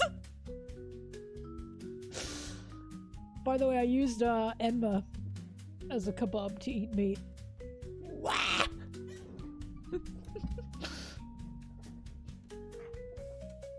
It looks like Katetsu to me. I'm honestly not sure. Because Katetsu and Enma have a similar hilt. Hang on. Enma, One Piece.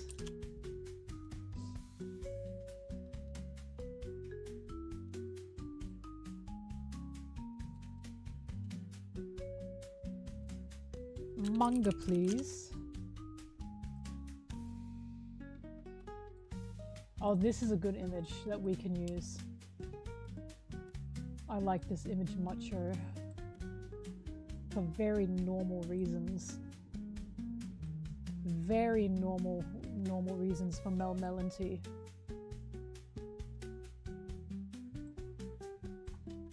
Kitetsu.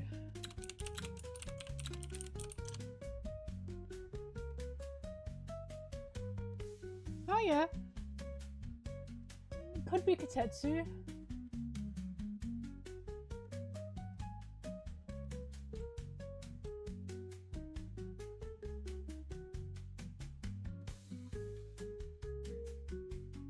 This music is cracking me up with this. I feel like I'm an idiot using a small percentage of my brain power to figure this out.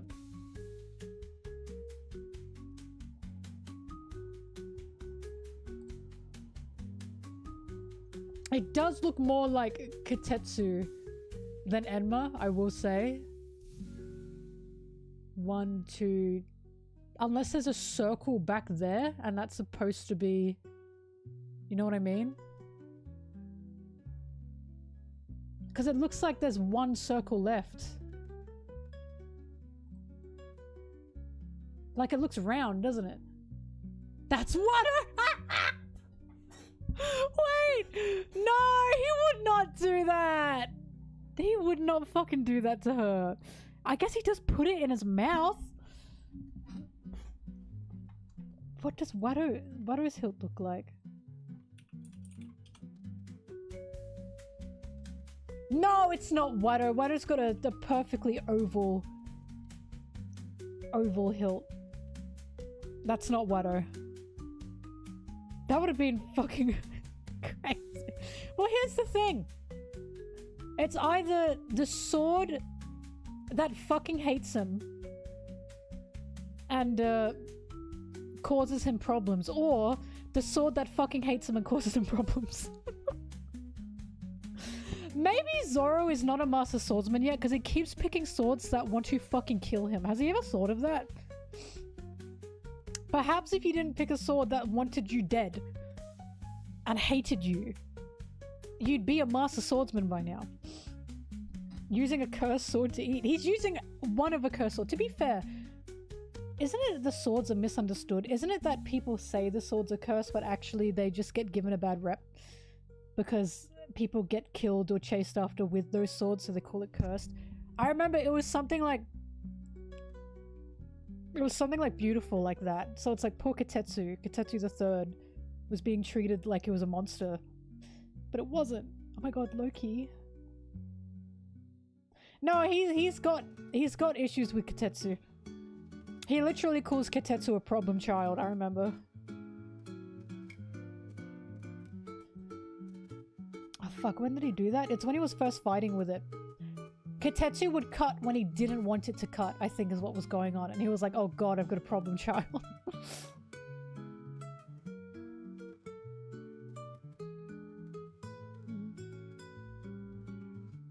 I think Katetsu hasn't... Yeah, Whiskey Peak. I think Katetsu hasn't acted out as much lately, and it's probably because Enma has entered the chat. But before Enma, he had,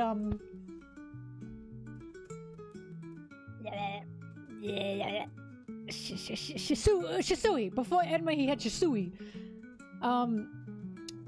Shisui. I did it. Before Enma, he had Shisui.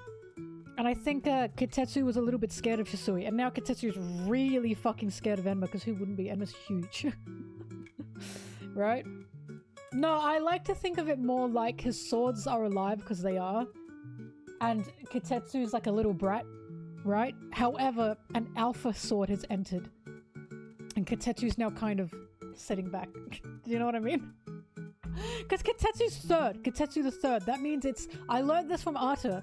Kitetsu third means it's a weaker sword. The strongest sword is the first original created one. And then the more you create from that, the weaker they get. So Zoro's got a little brat of a sword. He's got Kitetsu third. So he's training Kitetsu third up to be big boy, right? To hopefully be, I think, Black Blade or whatever it is, whatever the thing is. However, he's now got an original first sword. Not Wado, I think Wado is, but Enma. And I feel in my bones that Kitetsu is scared of Enma. I feel in my bones that Kitetsu is like, I can't act out while Enma's here. Is this sword yaoi? ... Have I just created a new... Guys, get on it immediately. Enma is definitely brat taming Kitetsu the third. I feel it in my bones. Anyway. No, the strongest is the first. Because, that one fucker from the Five Elders has the first Kitetsu. At least, I think we now know he's got a Kitetsu, but it's got to be the first. I forgot his name, though.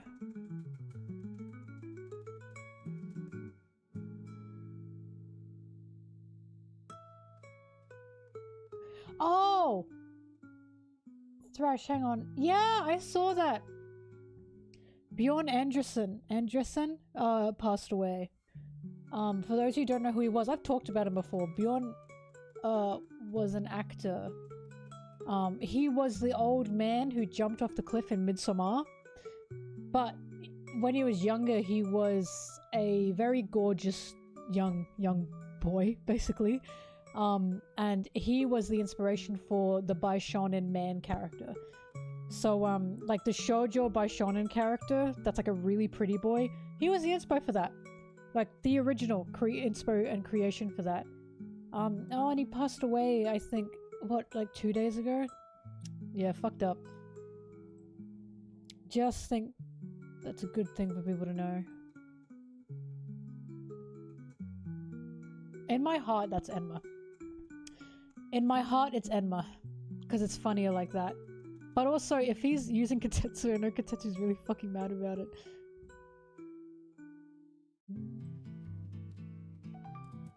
Hang on, I had a little cute Sanji image. This one. I love him.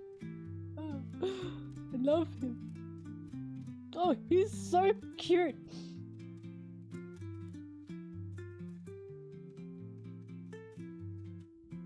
I was looking at, because it's not as clear in the manga. Well, I mean, I think it is, because Toei take their liberties, right? Because, I don't know why Toei have made Zoro's legs so fucking thin, personally. But, hang on, let's go back to this. Because I was looking at this and I was like, I guess Sanji does look bulkier. And I was like, what the fuck is going on? Oh, he's wearing armor. He's like decked out in steel armor. So he's, rattling around.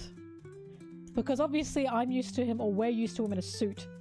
And he's much slimmer in a suit. And I was like, what the fuck is happening? Oh, he's been put in armor, that's why. Makes sense, makes sense. Sorry, Bishonen, not Baishonen. Sorry, yeah. Bye to me, you know. God, speaking of legs. Mamacita. Oh, God. Oh, he's so cute. Sorry, I didn't know my music was playing twice.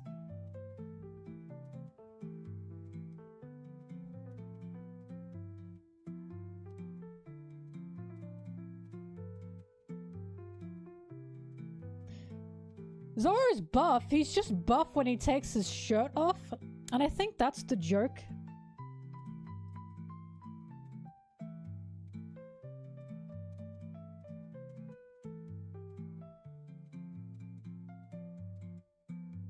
He takes his shirt off and he's fucking huge. And it's like, oh, okay.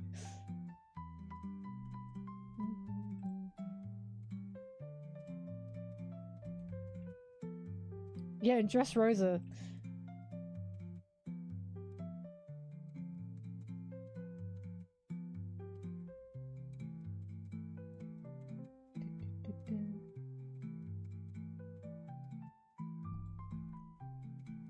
Oh yeah, Usopp's ripped as fuck.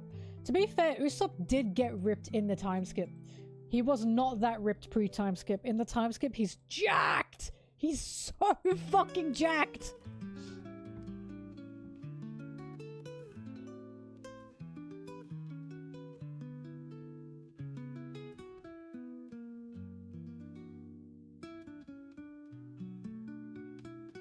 Oh yeah, Thrash, I saw that. People are talking about same face syndrome again because of Dun-da-dun. But not many people complain about it with Dun-da-dun. And people were like, so what's going on here? And I remember talking about every author, nearly every single author has same face syndrome. Especially manga authors, because you're creating a long series, so you're going to draw the face that is the fastest and easiest to draw and then add accessories around them. That's what majority of authors do.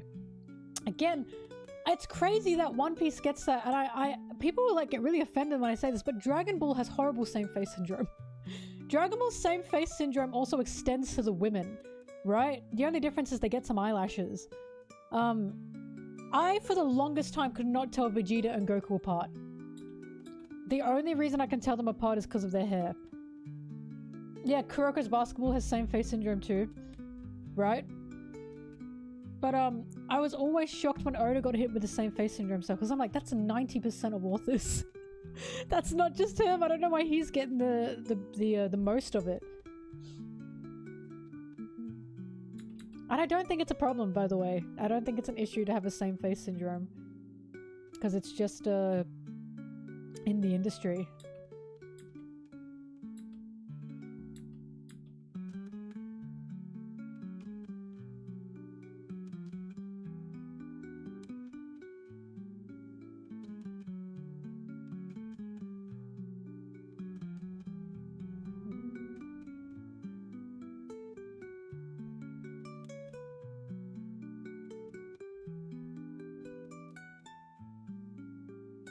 I mean, one of the craziest same face syndromes ever is Sailor Moon. Sailor Moon has the craziest same face syndrome ever. No one gives a fuck. I don't think anyone should give a fuck, honestly.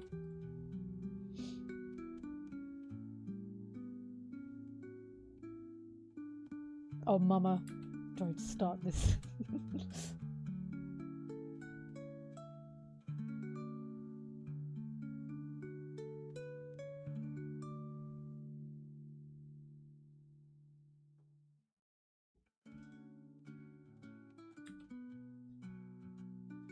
Dun da da da. Dun da da da. Dun da da da.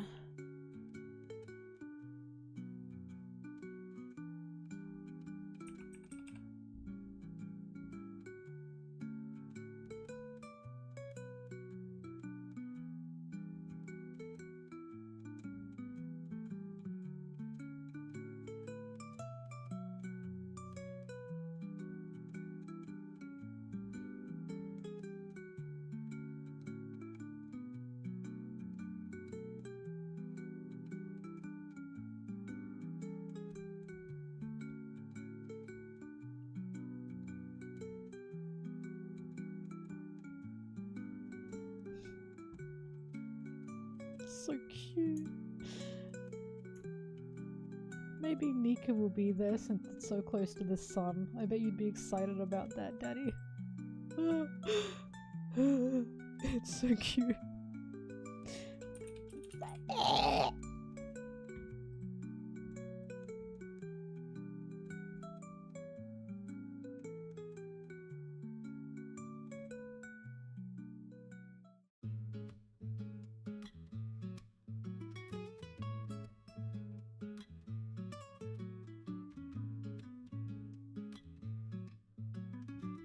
This will make you sad and also happy, okay?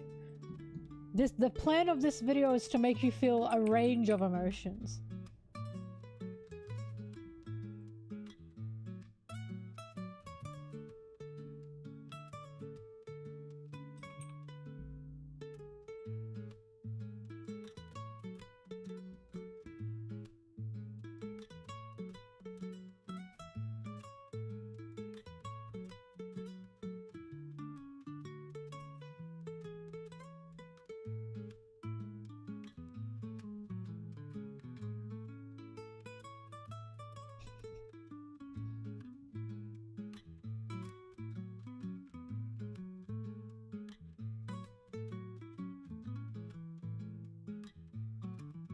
Hang on, my friend sent me a video and said this is Gear 5 Luffy. And it's been a tweet before, but she was right.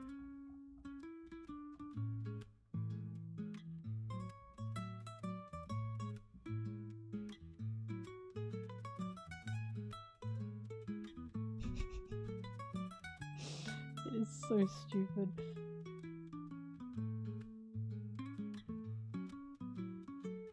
I should download this actually. I should use this at the end when I say thanks for watching.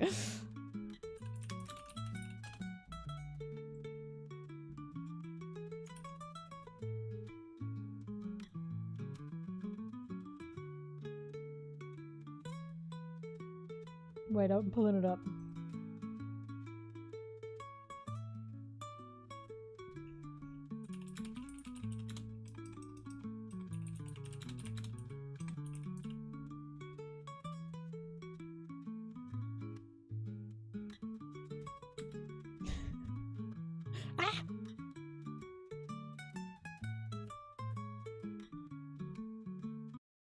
It's so stupid, but she was right. She said this was Luffy fighting Lucci.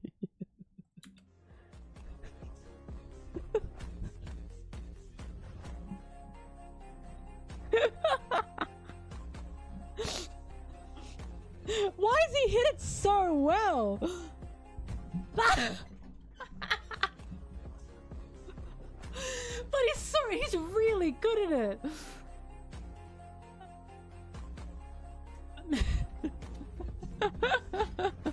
Gnarly. Oh god. How does he hit that? I should make that my ending. When I say thanks for watching, it should be him shaking it. Sorry, I just thought that was important for you all to see.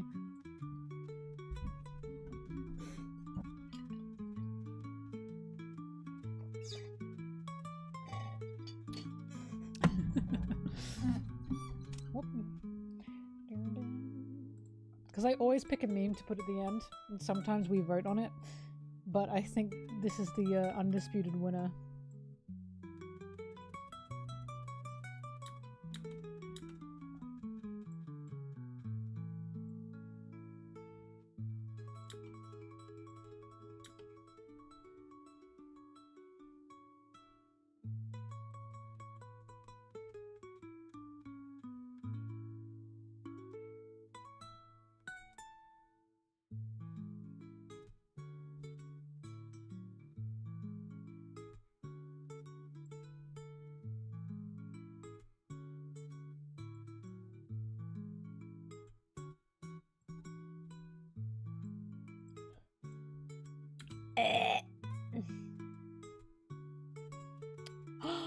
Guys, I might be able to play some Pokemon tonight. Oh my god! Wouldn't that be exciting? It depends, it depends. I might be pooped after this.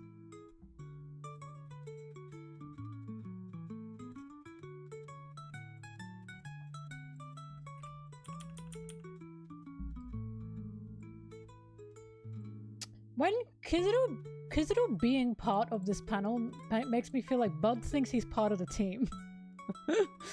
Bud thinks he's on the team. I don't think so.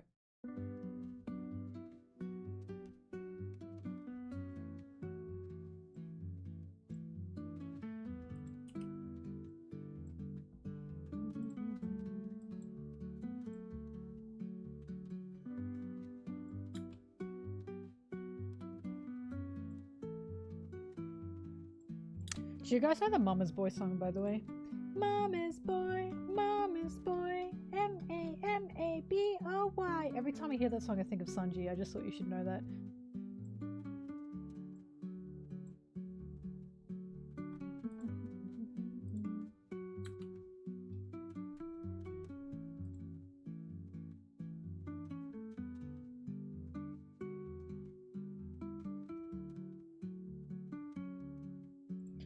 Also, YouTubers, I think you're talking about how it makes sense for Kuma to survive in the Inner Head.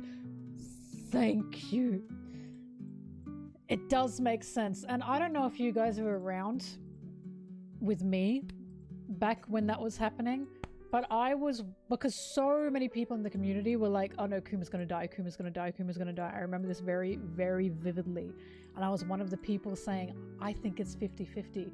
While Kuma could die, I can also see Oda wanting to keep Kuma alive, right? Because that makes sense to me. And lo and behold, he kept him alive. And a lot of people were, I remember, shocked. And I was like, why is that shocking? Like, the whole time I was reading it, I was like, this can go either way. But personally, I felt more towards Kuma will live because this is the story Oda wants to tell. Right? I was right about Kuma, I was right about Bonnie, and I'm now currently right about Loki. I'm right about Dragon as well, but Dragon was obvious for anyone with eyes and a brain and a first grade level reading comprehension, but whatever, I guess.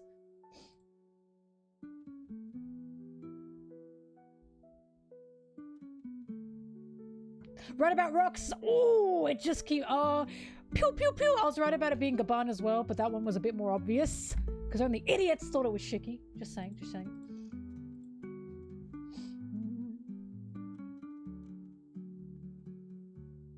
I am not yet fully correct about Garp. I am facing the possibility of being wrong. However, I will be happy either way because I'm either right or Garp is not as a shitty old fucking man as I thought he was. I am excited for if there is something that we are about to get with Garp. I'm excited for Garp to be another Buggy for me. As in, I didn't care about Buggy originally until chapter 1184. I'm pretty sure it's 1184. When that was one of the best and biggest... Oh, fuck, it's 11... Oh, sorry, 1084. Yeah, 1084. Oh, it's not. It's 1082. Fuck, I'll remember it one day. This. This was one of the absolute best character switch-ups fucking ever. Ever. And I did not care about Buggy until this moment. Like, he's now one of my favorite characters in all of One Piece. I'm not even exaggerating because of this. Sorry, that was a hiccup. I'm not crying. One with Buggy. Anyway, I'd be more than fucking happy if Garp had a character switch up like that. And suddenly I see Garp through totally different eyes. But it has to be one hell of a switch up. Like, I believe Oda can do it. He's a phenomenal writer. He's done it before. He can do it again. But I'm not sure if it's going to happen to Garp, but we'll find out. Like, you guys have to know, when I'm wrong about something, I'm fucking fine with being wrong. I'm not going, oh, this sucks. This sucks. Like, I'm not doing that. I'm not thinking the story sucks because my theory didn't become correct. If anything, Oda surprises me. Because I feel like I can guess the story, but then I don't. But what he does makes perfect sense anyways, and I think that's beautiful.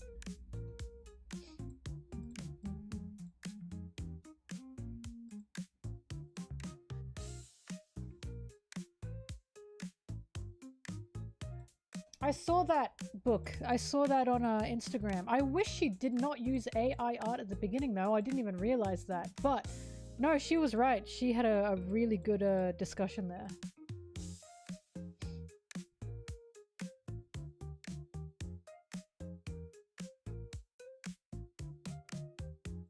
Oh, a One Piece spoiler's out.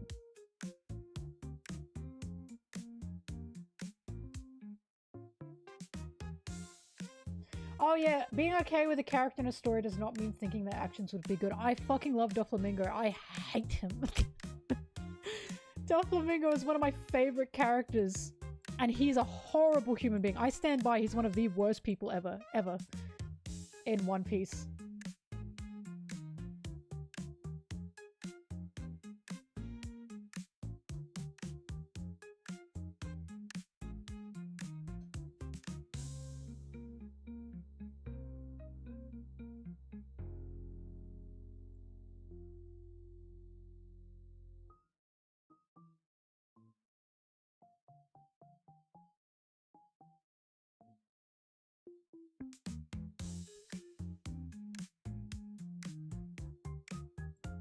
Doflamingo is the most horrible fucking human being.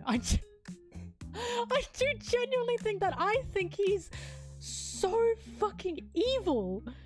And people don't understand where I'm coming from with this sometimes. It's like, okay, yeah, he genocided a whole fucking island. Not only that, he was willing to start over, by the way. He was like, I have to start over. So he was about to go, never mind, all the Dressrosa can go, I'll move on to another one. Holy fuck. But, because he has a similar power to Imu. Not totally the same, but he can control people, remove them of their will. I truly think Doffy was the pre-Imu. I think Doffy is emulating Imu, but on a smaller scale, because he wants to be on top of the world. Who's on top of the world? A guy with powers that can turn people against each other and manipulate them into something they're not. Doffy's string power literally made it so he could control people, right?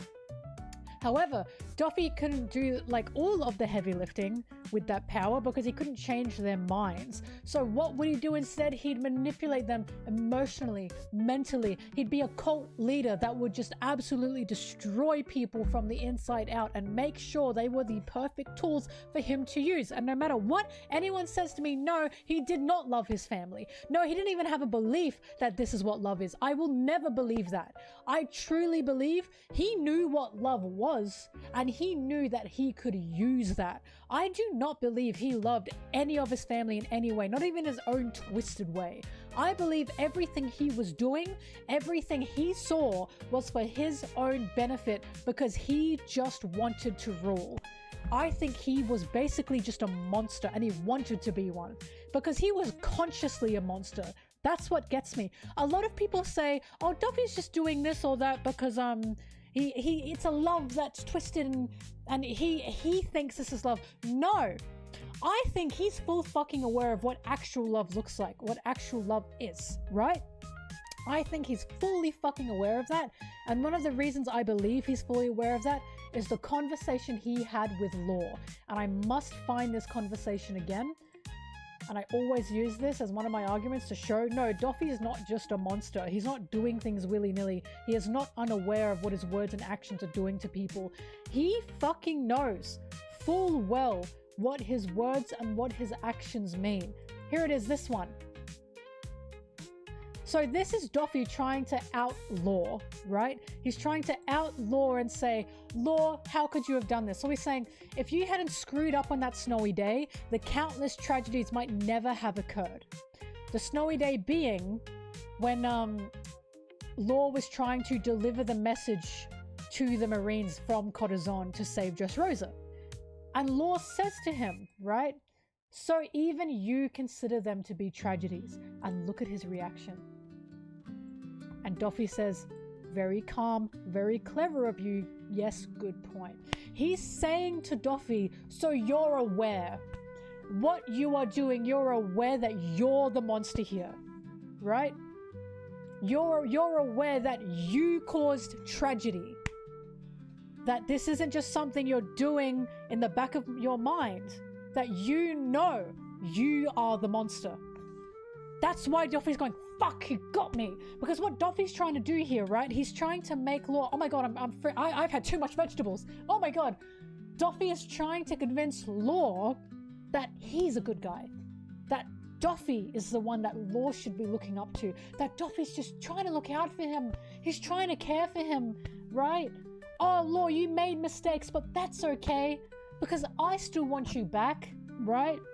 If you just listen to me. But he slipped because he called them tragedies. And he's basically confessed to Law, I am a monster and I know I did that. I know I caused tragedy. So how can someone who is this aware of what he is doing possibly unwillingly or unknowingly love his own crew in his own twisted way? I do not agree with that. I think the point of Doffy is he is supposed to be an intelligent monster. He is supposed to be a cult leader. Cult leaders do not love their cults. They do not love their followers, right? The only love you could really say is of like obedience.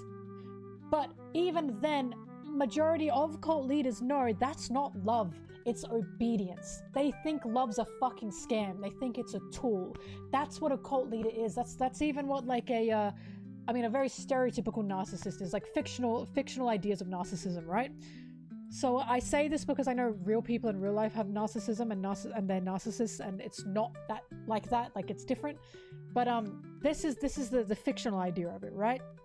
So when people tell me Duffy loves his crew, it's just in his own way that he thinks. I just don't agree. I think Duffy knows what love is. I think he knows what healthy love is because he had a mum and dad that cared for him, right? He is not from a background that is unloving. He had a dad that loved him unconditionally, to the point that his dad said to Duffy, I love you, even as he shot him point blank in the back of the head, right? And yet he's created a crew where they are all emotionally damaged, they're all mentally damaged, and they are all obedient only to him. And people are telling me, oh, that's just how he loves. No, I don't think he thinks that's love. I think he pretends that's love for them. He puts on appearances. He forms these relationships. But in his mind, he's thinking, I am above all of them. I do not love them. They are just useful to me. I do not think he sees that as love at all. I do not think he thinks that's love. I do not think he thinks he loves his crew.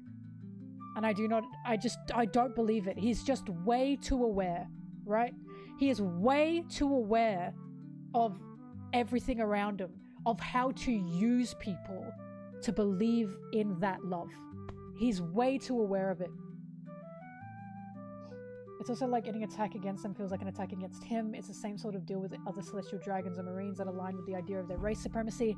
Exactly, because his crew are his toys. They're his tools.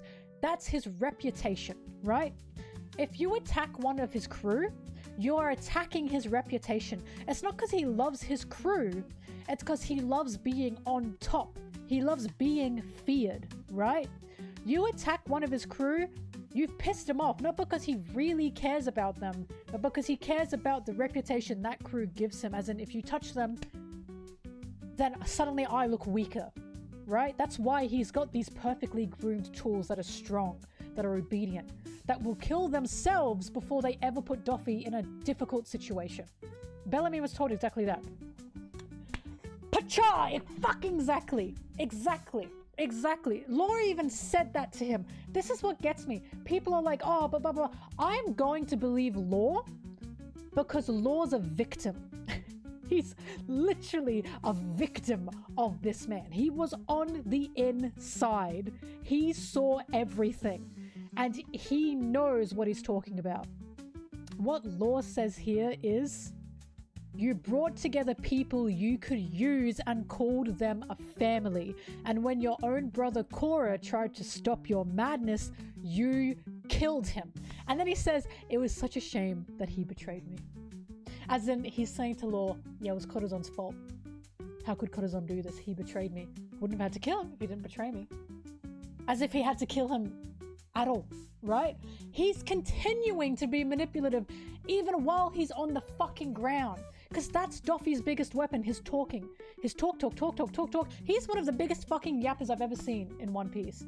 His antagonistic ways are literally emotional and mental manipulation of a person. He wants you to get angry because then you become irrational. When you become irrational, he knows how to use that and how to turn that on you to make him look like the good guy. You know how when you get gaslit, you know how when people say to like, you talk about a topic that's very close to you, but it's not close to the other person, so you start getting a little bit emotional. And you get emotional because you've experienced this. This is something that you know. And the other person is not getting emotional. And they're saying, why are you getting emotional? Why are you yelling at me? Sorry, Zoro hated that. They're just saying, why are you getting emotional? Why are you yelling at me? That's what Duffy is fucking doing. He's making them feel like they're crazy. Because, oh, but I'm so calm. I'm so calm in this situation. I'm the calm one. I'm smiling. You're not the calm one. So, therefore, I'm smarter than you. You're childish compared to me. You should listen to me. That's exactly what he's doing. He's literally the gaslighter, right? So when people say to me, I think Duffy did have a fucked up love for his crew, I say, no, you've fallen for it. If you were in One Piece and Doffy approached you to be part of his crew, you would fall for it. You would think this man loves you. That's the issue. And I've seen some people say, but he's less interesting if he just is a monster. I totally disagree. I think he is so interesting as the monster that he is because we are seeing the way this celestial dragon world government system creates these monsters. They have created this class gap, this 1%, and when one of them has been kicked out, they will do anything, any monstrous deed that they can do to get back to that area. Doffy is an example of the monsters that this system creates. He's not an example of a tragic character.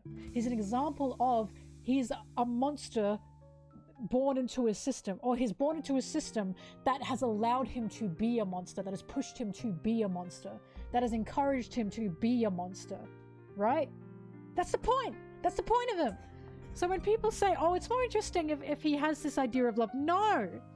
I think that's fucking boring because I've seen that done time and time and time and time again. I think it's a lot more interesting if he's just a cult leader who knows what love is and will use that against people, but he's on top no matter what. He thinks everyone is below him. He even says that to Luffy. He thinks everyone is below him. He thinks everyone are bugs compared to him. He thinks they were all born in the dirt compared to him. Why would that not also apply to his family? Right? He literally love bombs them. And Treble is also a representation because Treble was a slave. Treble was a representation of the same way in Fishman Island, where victims can become abusers themselves, because that's something that happens. That's a real phenomenon that happens that a lot of people don't like talking about, mind you.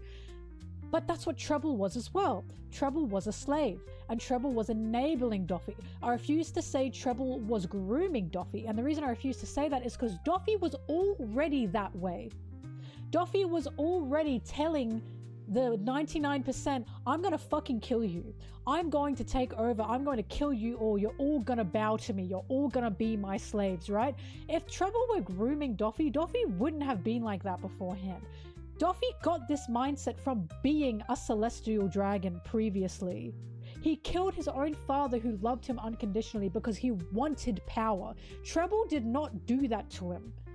Treble basically saw a little boy that wanted power, who had conqueror's haki from how badly he wanted power, and Treble said, I can help you. That's not grooming, right? That's simply, I already said the word and I forgot it now. That's encouraging. That's why he's such a good character. He's just such a phenomenal character for these reasons. And it's why him with Law is so good. It's so good. Exactly. Treble gave him the option. Doffy pulled the trigger. Exactly. And he wanted that power. Enabling. Yes, thank you. He wanted that power. Treble did not groom him into wanting that power. He simply gave him the option to have that power. He already wanted it. Not only that, the reason I also know, because again, I'm going to trust Law. I am going to trust Law the most in this situation due to him being a victim of this. He said this to Treble. Because Treble was like, we're the gods, we're on top of the world, I sit next to Doffy. And Law said to Treble, you're the only one who really thinks that, Treble. Even as the so-called chief of staff, you look like nothing more than Doflamingo's clownish puppet to me. Law is literally telling us the bullshit that Doffy is spouting. He's literally telling us how well Doffy has manipulated these people. Because Treble's an idiot. Treble's not smart. It's quite clear that Treble's a fucking moron. And that's on purpose. Basically, Doffy grew up with a moron and realized he could use this moron. And that's exactly what Law is saying here. You think you used Doffy? Doffy has used you. Because Doffy is a monster. And he's fine. He's fine with having these people think that he cares about him. So long as he can use them. That's just what it comes down to. He made up his backstory. And also, Law made up his backstory. God, Doffy's such a good character. Law and Doffy are just... They are one of my favorite dynamics ever. Because it's literally... abused and groomed boy who got away from a cult. And their abusive cult leader who's trying to get them back. Oh, God. It's just so good. I hate when people say, oh, but Doffy said thank you to Monet and thank you to Virgo. And really think about that because, why did he just let them die? See, this is why it's so frustrating. Doffy could have just said to Monet and Virgo, oh, don't blow up the complex. But he didn't. He literally wants them to die for him. Because that's how useful they are. And I always tell people, okay, if this were Luffy and two Straw Hats were in Monet and Virgo's situation, how would Luffy answer? Right? How would Luffy answer in this situation? How would he react? You know what he'd do? You're not dying. I'm coming to you. Don't you dare fucking die. That's what he would do. Yeah! Thank you for the sub. But Doffy in that situation thought it's so much easier to just lose two tools than to just try and go and save them because he needed to eradicate the evidence. Right? He literally he doesn't care. He does not care about his crew. And then when people say, oh, but he said thank you. They're about to die. They don't have to. They don't have to, right? And you're saying, but Doffy's telling them thank you. That's literally a cult leader. Like, that's a fucking cult leader. I don't know how else to explain this to people.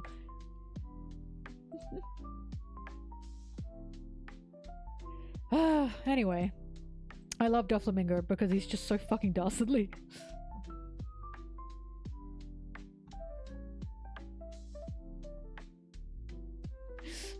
Yeah, oh, but he said thank you. Okay, Doffy would get you. Doffy would groom you. Congratulations, you'd be in Doffy's cult.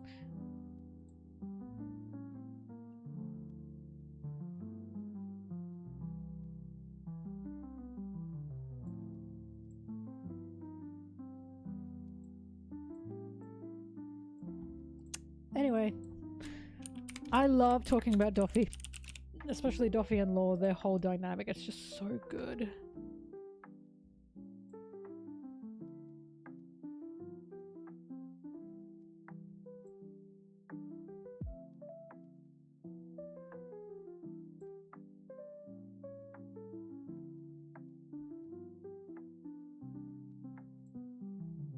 Not to mention, Doffy tried to go back to Mary Joie. He didn't give a fuck about the others that were following him. He brought them his father's head and they still kicked him out. Like, he didn't want to be with those guys. He had no choice.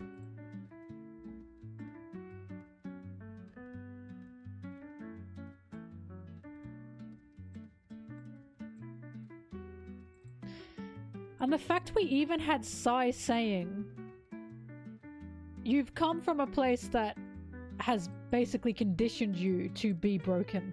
Hear this.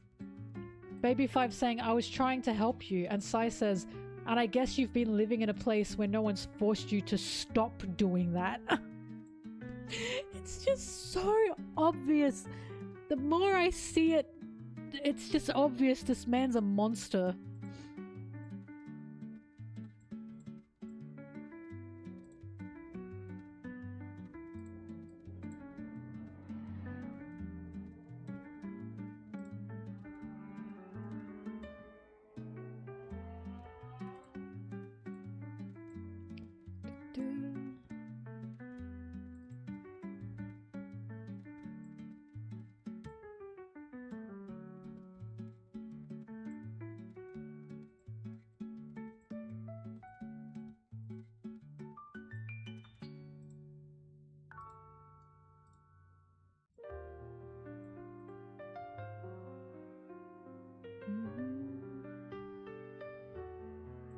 Isn't this fucked up? Isn't this so fucked up? Oh my god, Oda's a psychopath.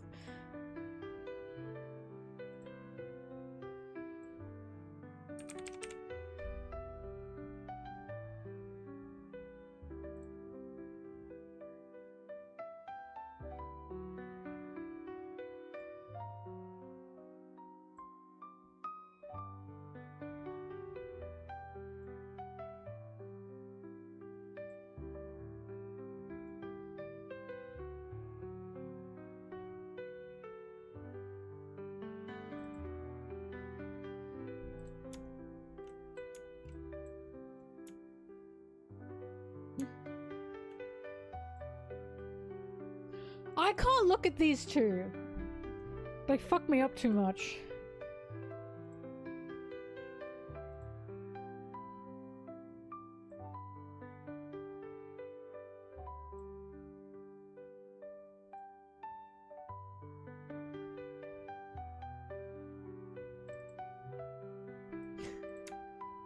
This is such a good one. Oh my god, he's such a psychopath.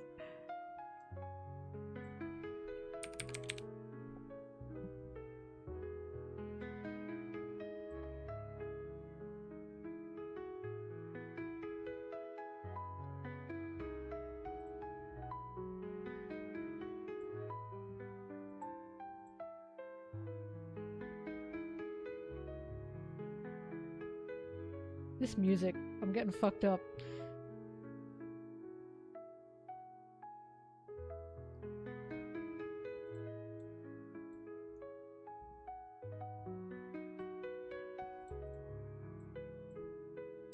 Wasn't Loki's origins fucked up, by the way? Anyone else? Just me? The image of him crawling up the mountain or the tree as a bab is something that is quite hard to get out of my mind.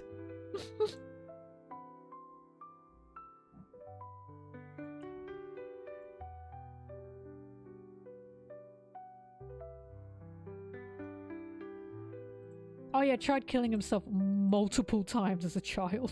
Fuck! I cannot believe I guessed Loki's story nearly beat for beat.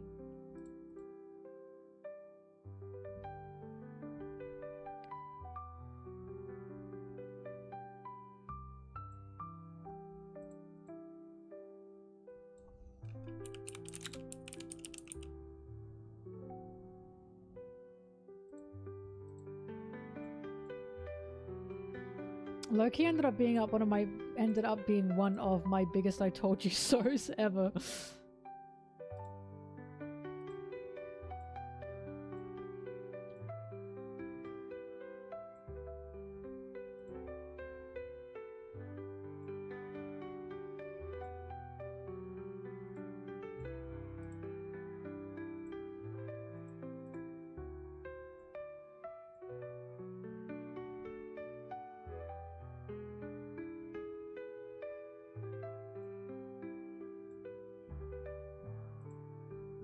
Wait, can you imagine Loki joins and Sanji's like, whoa, whoa, whoa. We only have room for one self-sacrificing suicidal character on the crew.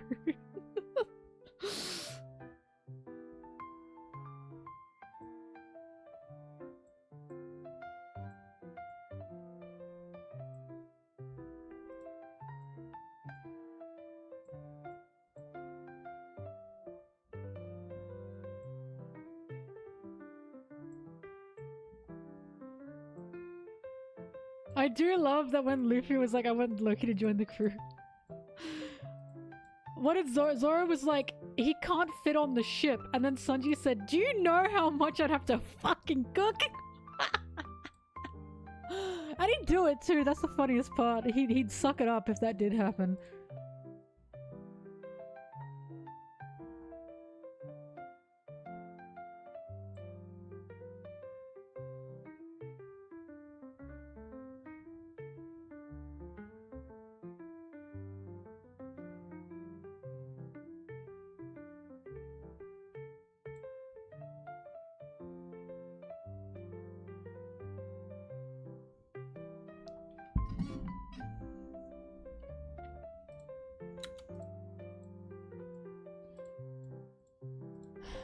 I piss and poo.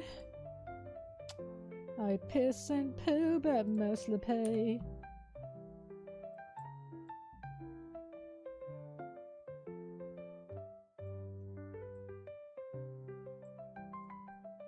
Actually, you know what? You know what? I will use this image. La la la la la la la.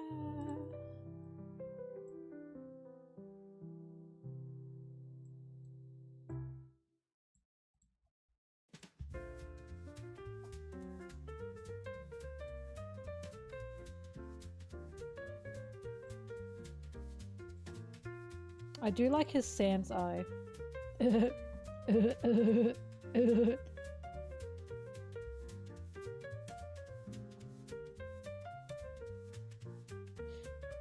Do you ever think we'll get to see Loki naked? I'm a little bit scared because his pussy would be huge. But we can dream! We can dream.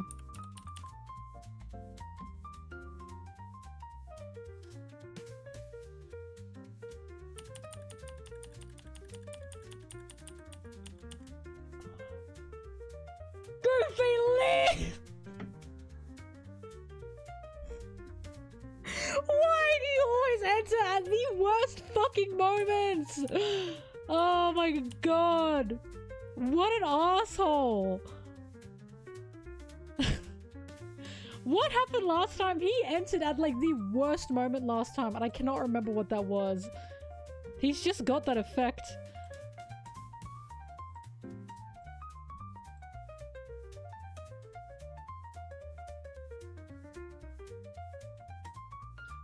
I'll have you know, Goofy and I really had a good talk about Garp while we were both in the bar drunk.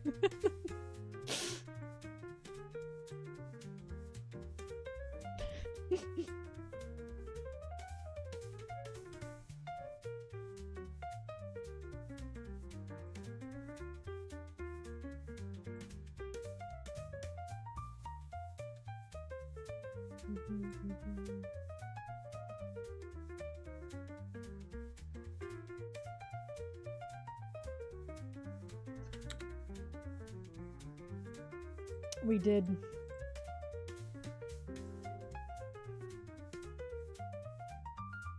I love Bunny's little outfit here. I'm desperate for it. Like, I want this outfit. I deserve it, I think.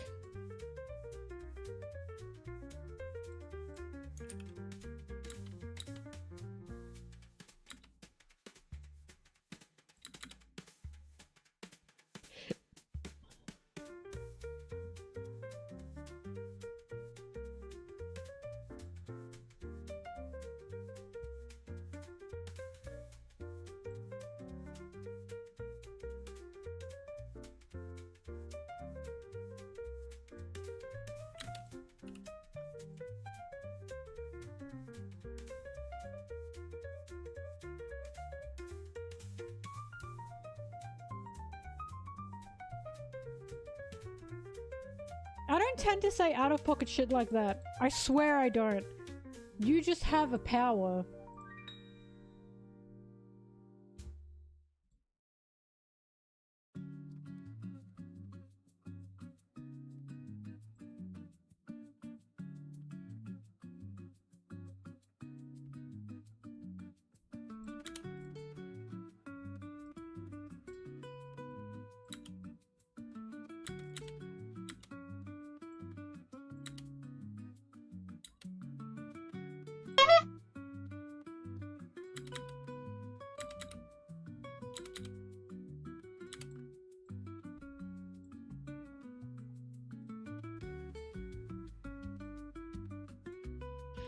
But it's not out-of-pocket stuff if we were originally talking about it.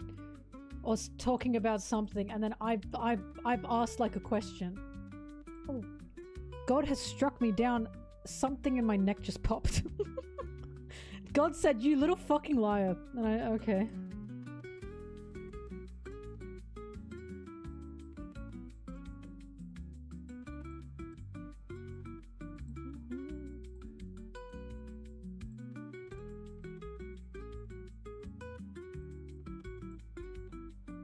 Can I be honest? Someone in the YouTube chat said I agree with the revs. Can I be so honest? If you are reading One Piece and you don't agree with the revs,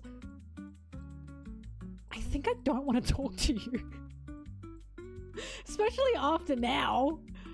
Right? Especially after just now in the story.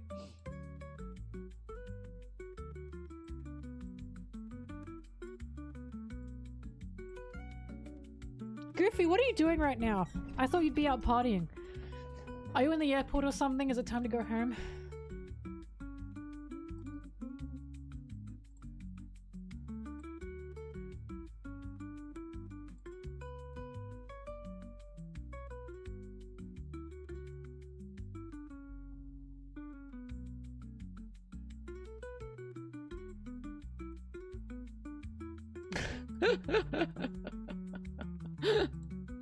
Oh my god, dude, go have a life. Come on. I get it though, I get it. I told you guys this, but basically Goofy and his friends, just party animals. I was dead. I was dead by the second night.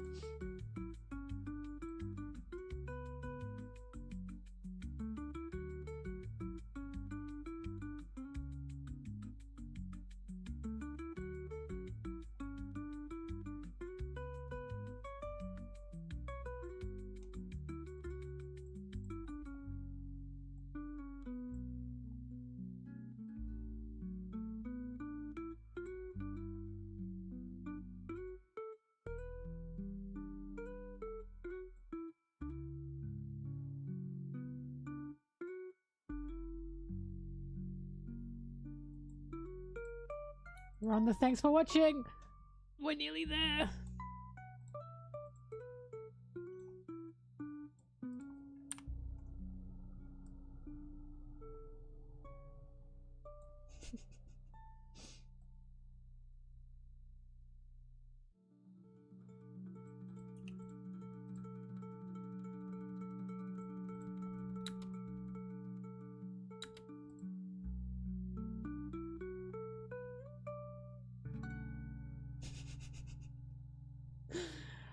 Man, if you die in Australia, you could die in worse places. It'd be funny if you did.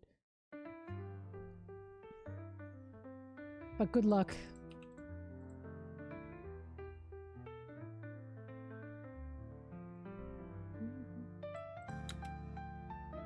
Oh yeah, that really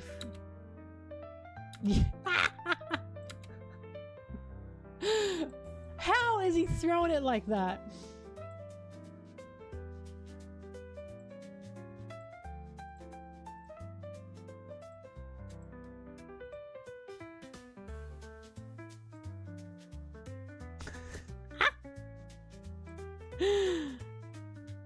Danny, there's no way you can do that. I have seen you. Respectfully, I think you're cakeless.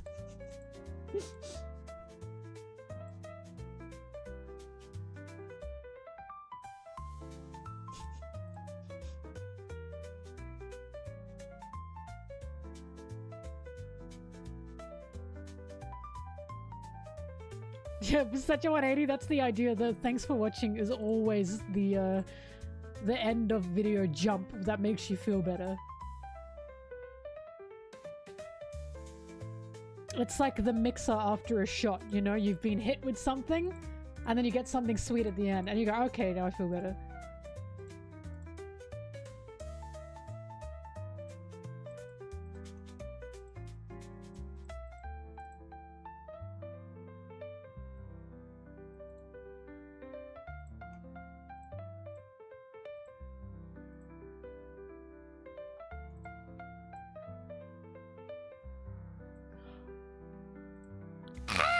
Sorry, the wrong one. Okay, good.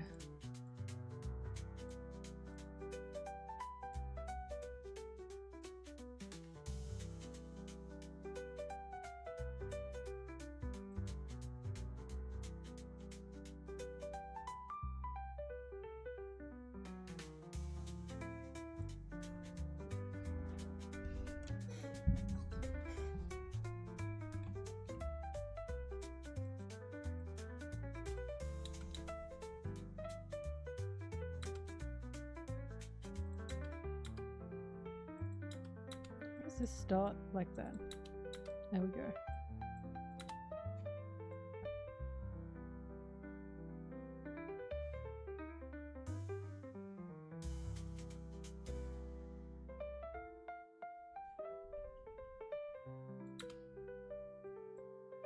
Maybe I should. I'll test. I know there's one. Hang on. I'm thinking, because I know there's a scene in the anime now where they have Kuma and Bonnie doing the Nika dance together. Maybe I can find just the clip. I'm sure it'd be on YouTube or something.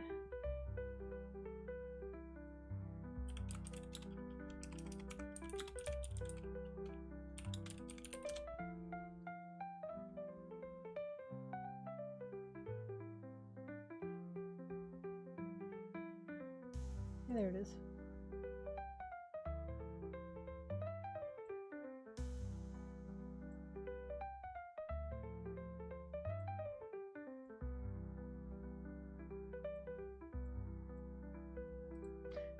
That's so fucked up.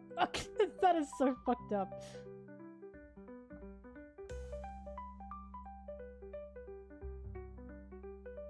Alright, I'll download this and I'll use this. Just to add a little bit of whittle of the anime, but I didn't want to do that in this because the episodes are still really new. Plus I haven't seen them yet, but the episodes are still really new and it's prime for copywriting.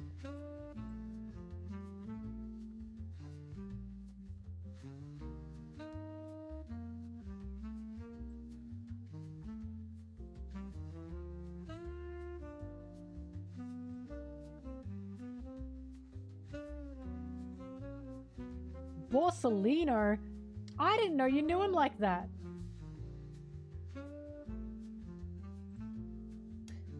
I feel like that when people call rocks Zebek. I'm like, I just didn't know you knew him like that.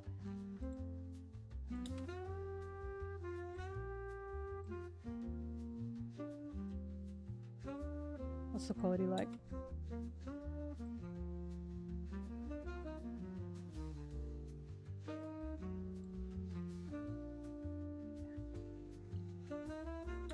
Ah!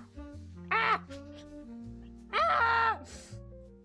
Ah! Oh my god, enough!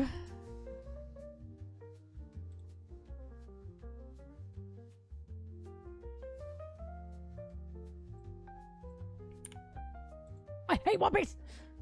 I hate One Piece! Evil, evil series.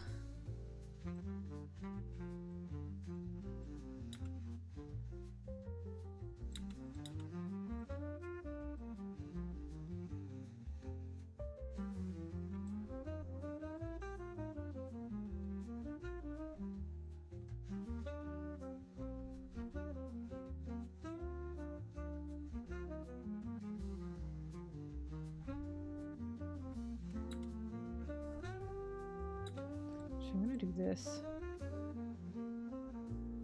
Oh, he's hitting that two-step.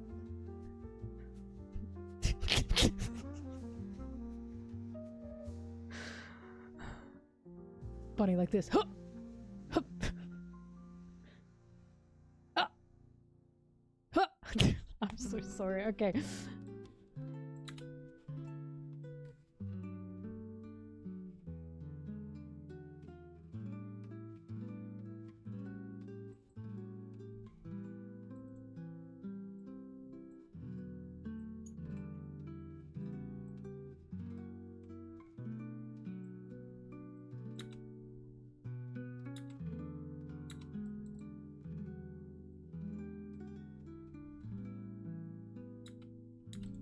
Yeah, that'll do.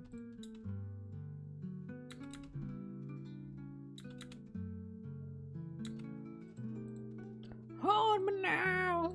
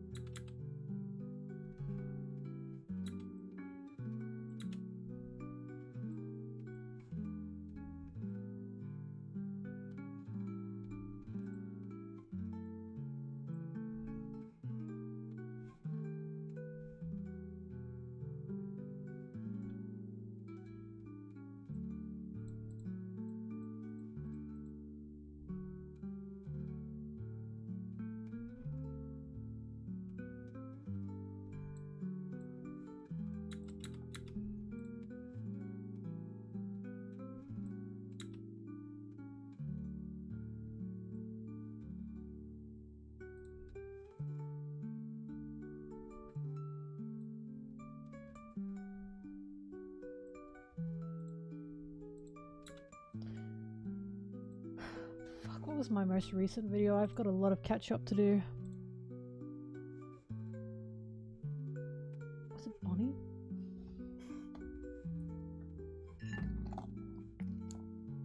Video not yet completed. I still have to do the sponsor part.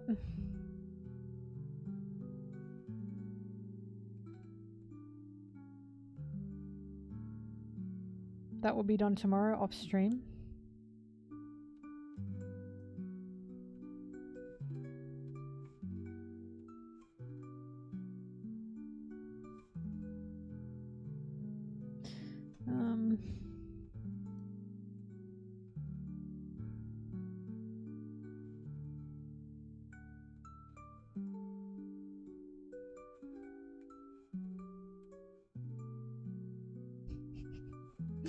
My last video was 4 months ago. First of all, I'm so sorry. Thank you everyone for waiting. Second of all, it's Devilman! So that really, really puts things into perspective for me. Devilman!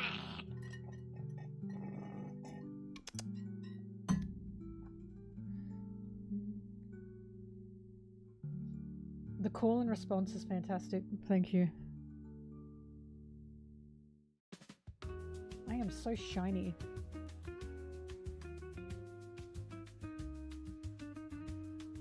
I like how at a specific angle I don't have any eye bags.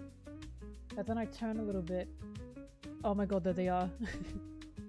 But then I go back to that angle, they're gone. Magic.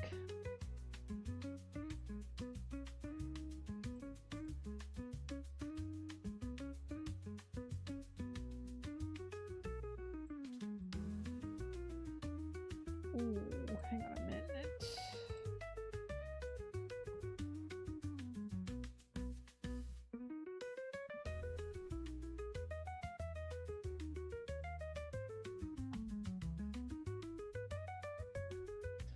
Turn that glow down a little bit, baby.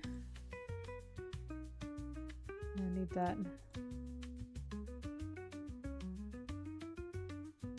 Oh, okay. I didn't know what that was.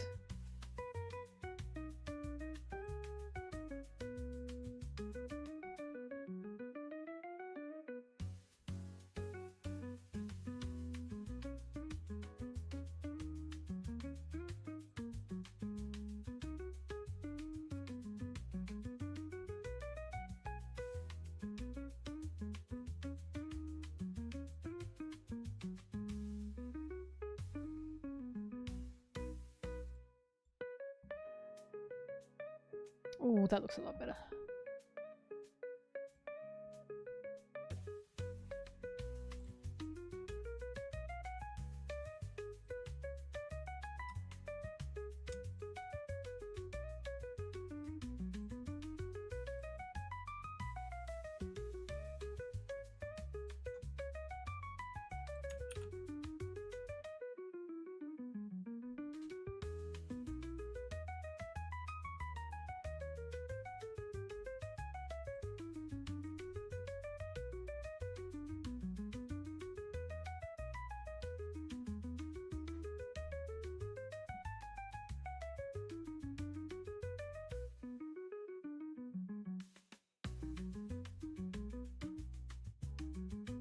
Oh, I saw that thrush, yeah.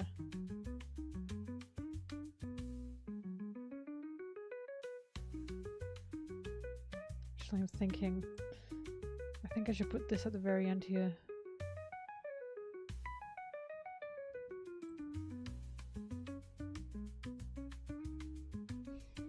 And I'm gonna just...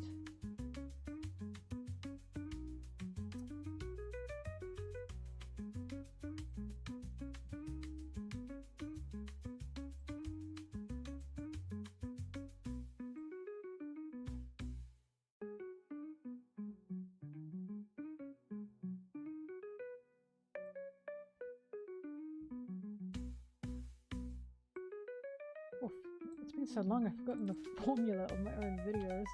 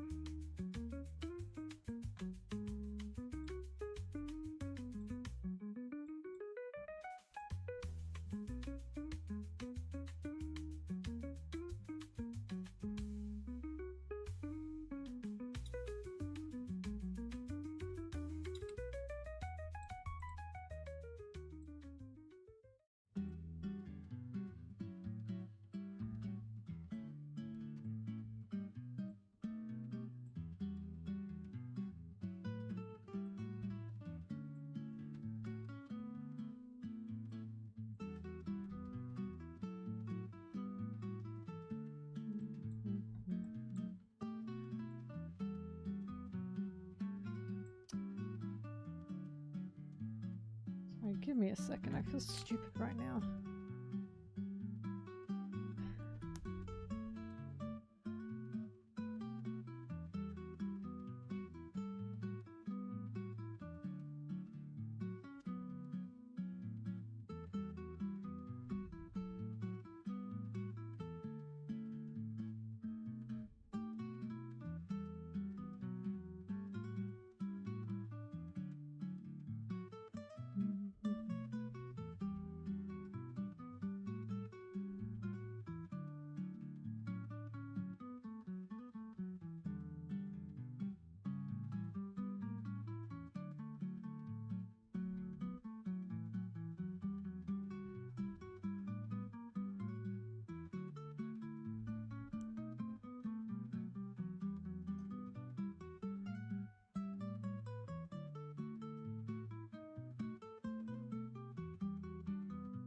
Oh, that's right.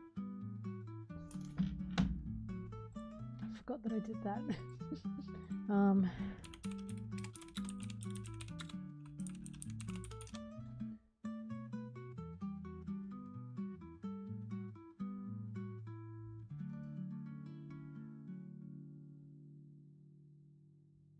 Okay, so I'm gonna have to change some things around.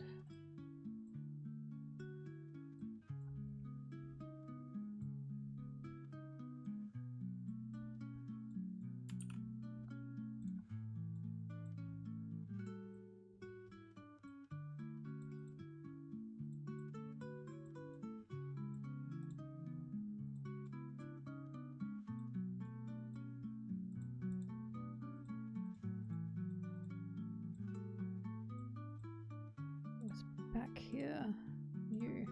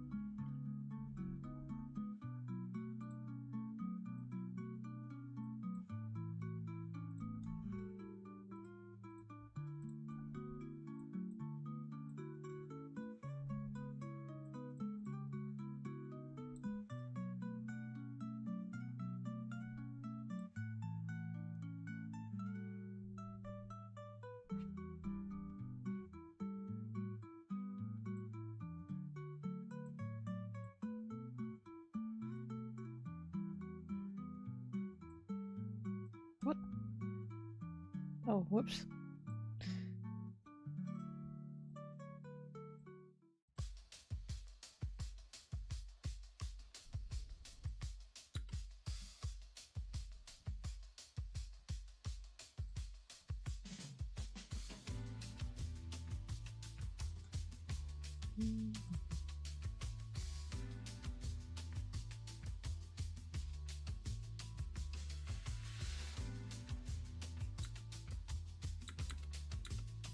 Ooh, we're not doing that. No, we're not.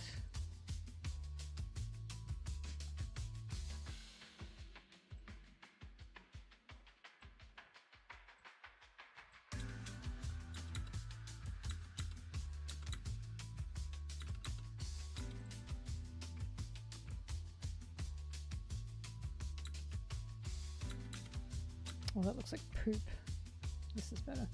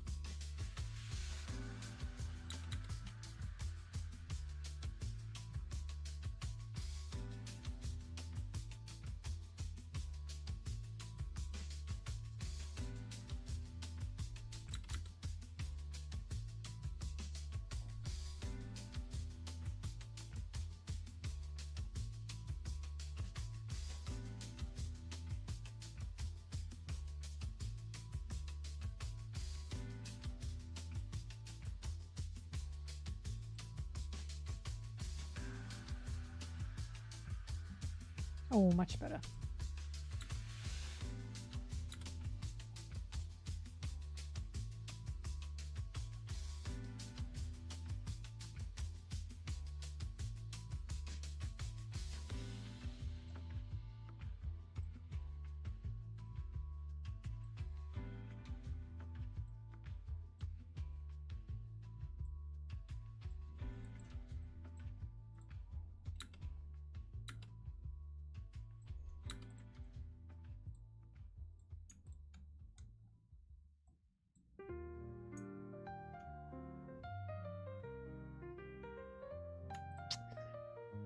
Oh, never mind. I'll do this instead.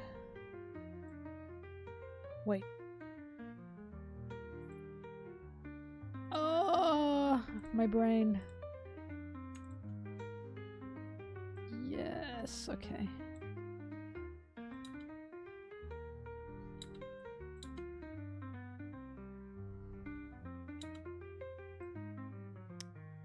Oh my god, I gotta... Sorry. Editing.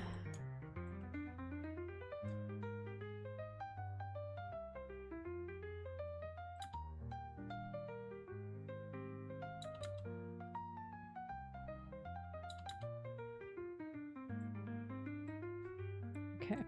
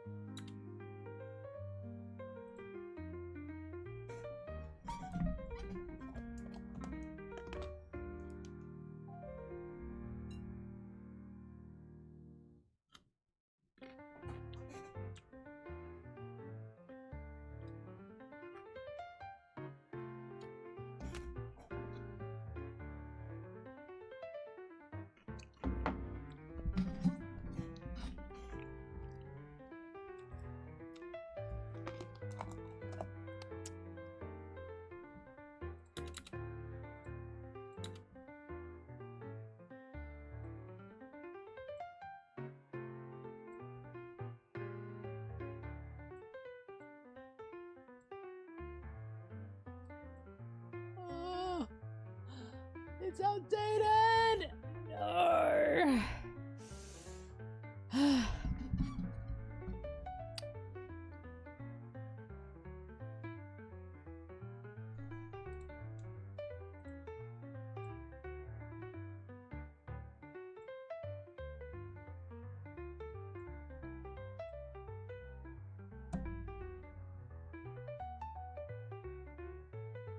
Bonnie, that's what I'm looking for.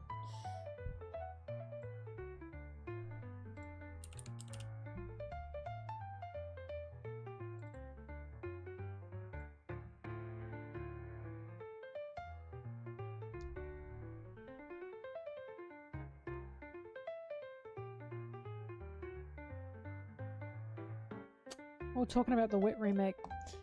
Exciting, it's so exciting.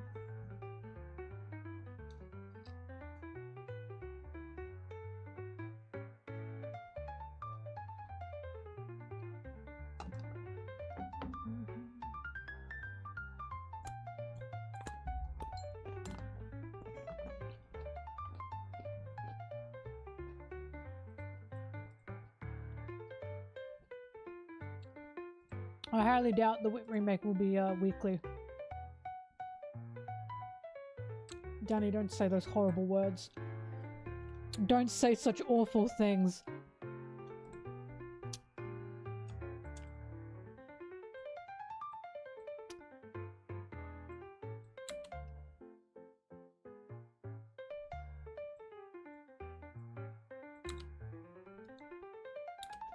What if Sanji has a top-heavy build and has also got no swirly eyebrows and is also mentally stable? Ah! Anyways.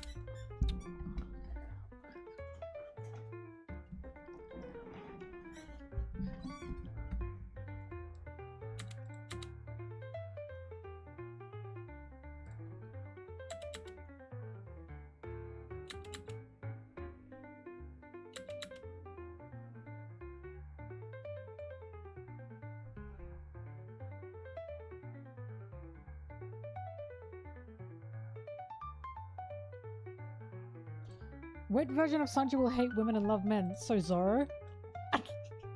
I'm kidding! I don't think he hates women. I don't think he hates women. It was just some. I had to hit the hornet's nest.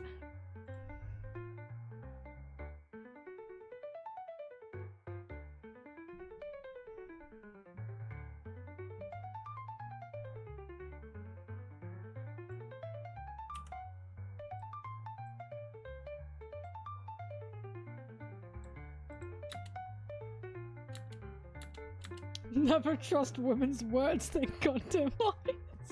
Remember, Chopper, a man never forgives a woman.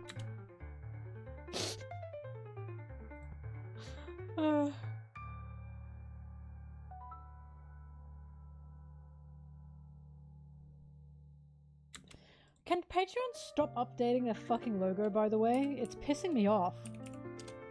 I hate their new one. I refuse to update this. Because their new one is disgusting. They're trying to make it more and more and more minimalist, and it's becoming disgusting.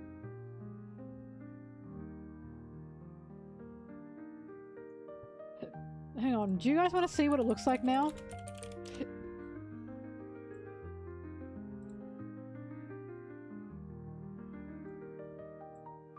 This is what it looks like now.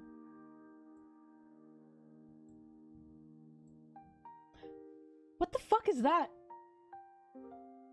A shit stain on a page. I don't want to update it. It's already bad enough with the one I've got currently.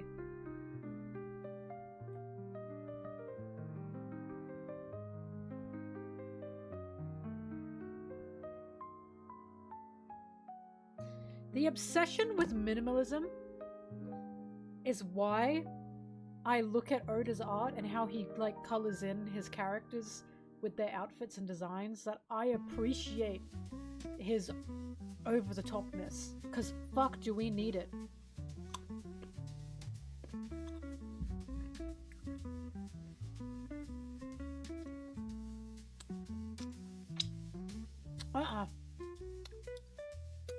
Companies are not done with the minimalist phase. Not at all. Even the new Windows logo is minimalist. So for some reason, minimalism hates edges. They hate edges so fucking much.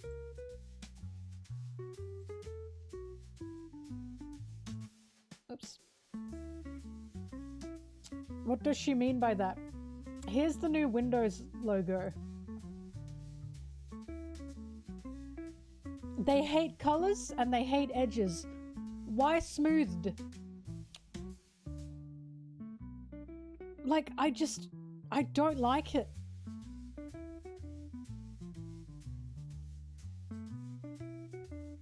No, it hasn't had the window colors since 8, I think it was. They got rid of the window colors long ago.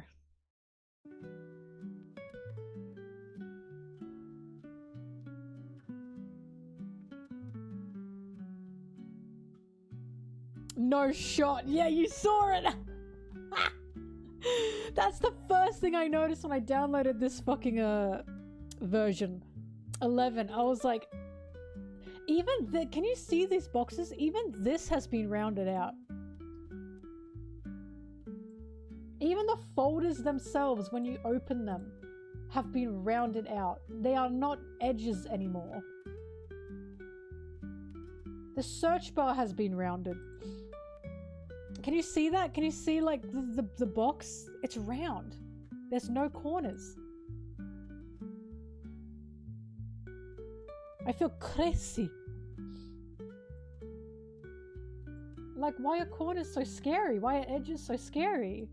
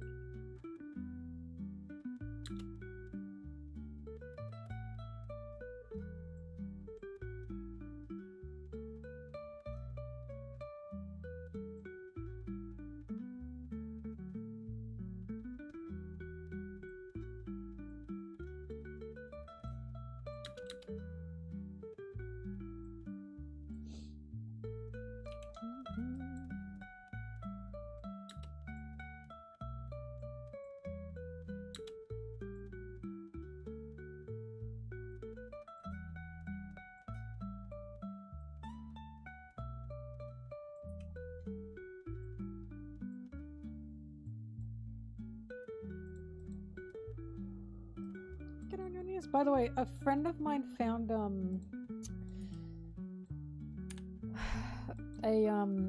Reddit thread talking about One Piece YouTubers. And what did they say? They said it was mostly good for me. But they said people are saying you want to make out with Zoro. And I said to them, oh, I want to slobber on his tits, but I don't want the man. You know what I mean? And I stand by that. I don't want to kiss Zoro. I think he's a handsome man, but I don't want to kiss him. However, I will be kissing his boobies. Right? The man is the breasts to me, but I don't want the man.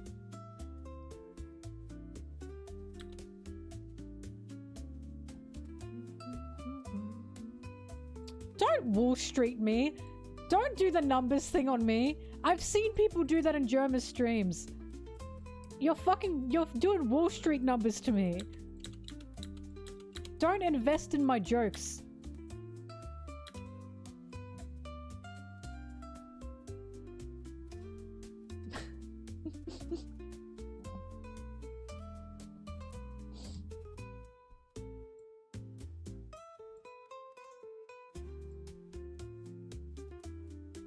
Negative hype moments in aura. What am I looking for?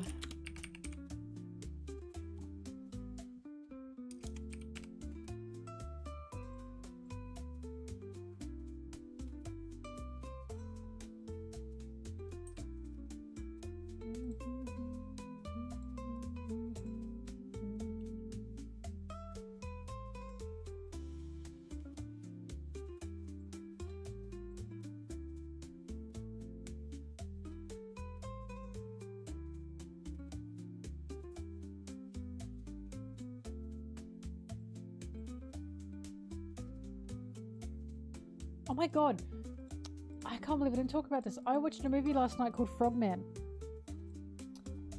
And it starts like it's a found footage horror film. And it starts off like so slow and stupid, as all found footage. I'm not a found footage horror fan.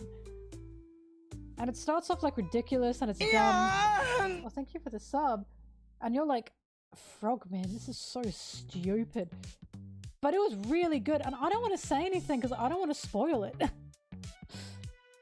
Frogman from 2023, I think the film is. I can't believe I've never heard of it.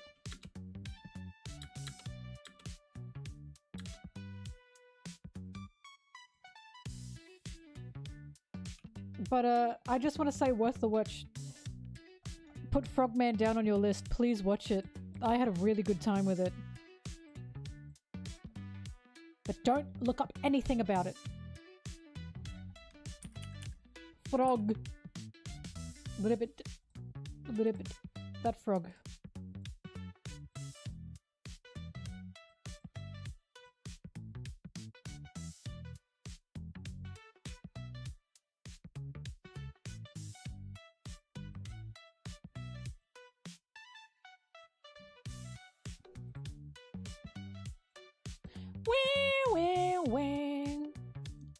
Wow.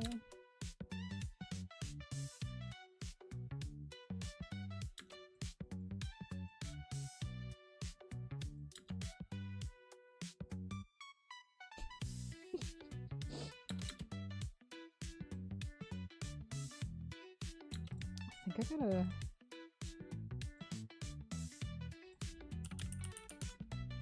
He's not scented.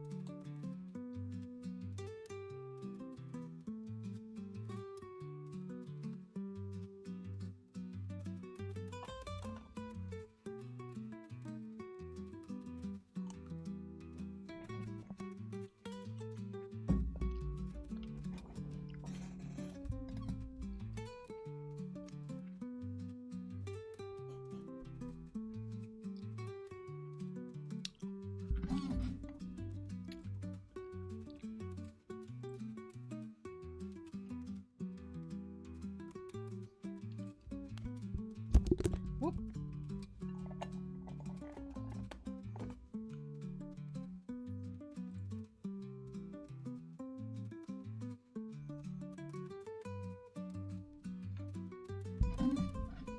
I don't have any napkins in the house. We ran out. Usually I have napkins.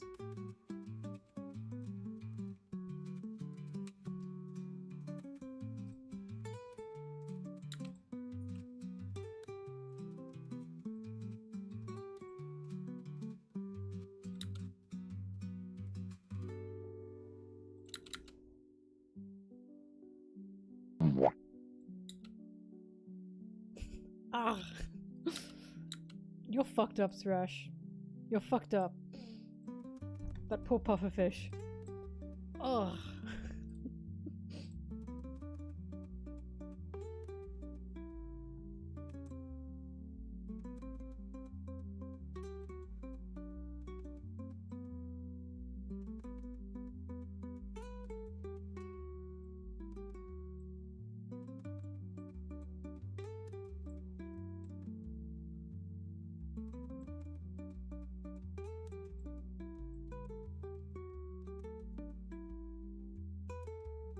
I'm very close.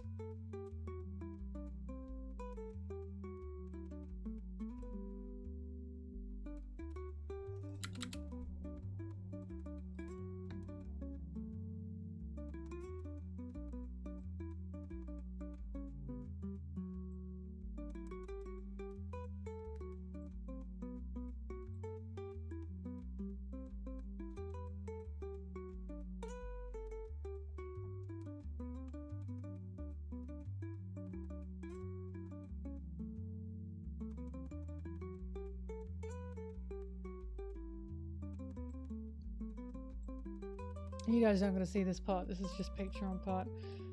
You can stare at me while I do this.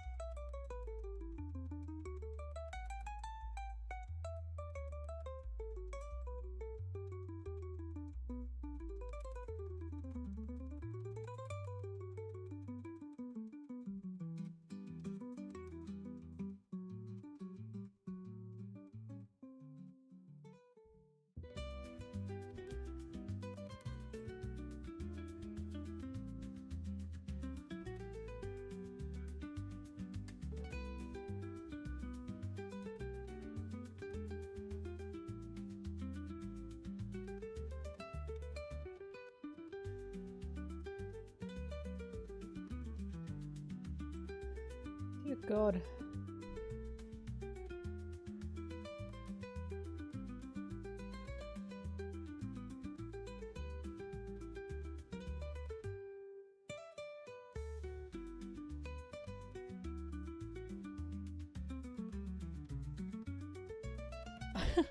Sorry. I'm looking through the list of people I have to add at the end here. Because what I do is I see who's cancelled and then I remove them. And then I usually replace them, right? It's just a hell of a community I have. No one's cancelled. But I've had multiple people join to the point that I have to make a whole new Patreon name area. And I'm feeling a little bit romantical about it, you know? A little bit emotional about it. Because I haven't uploaded for so long that I'm kind of stunned.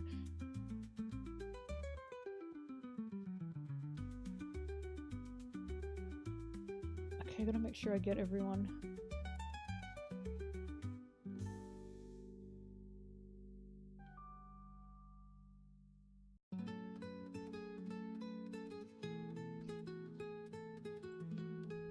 You're not gonna see me cry, but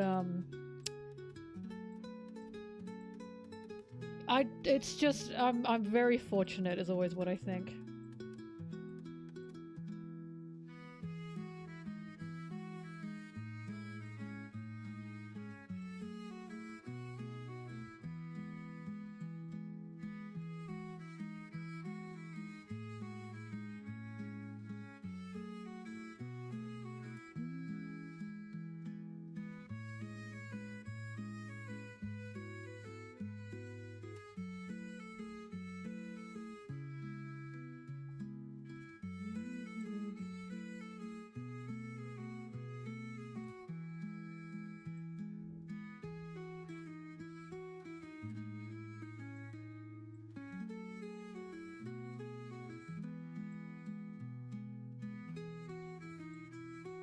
Okay, that can move.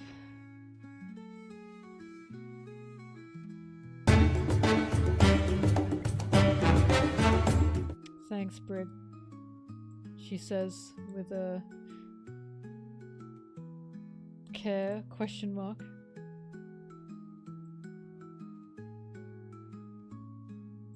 Okay, that needs to go. That can stay.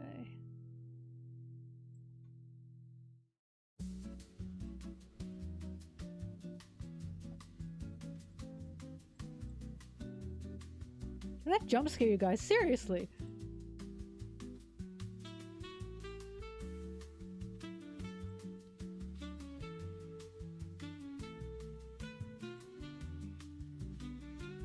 Howdy do, boys. How'd do? Okay, new coffee. Nice try. He's the nicest guy around. What about the murders? What murder?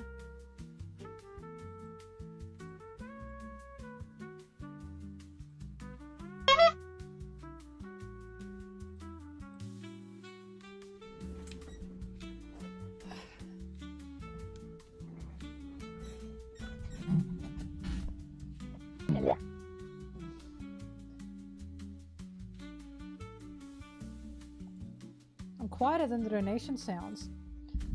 Well, too bad! Too bad.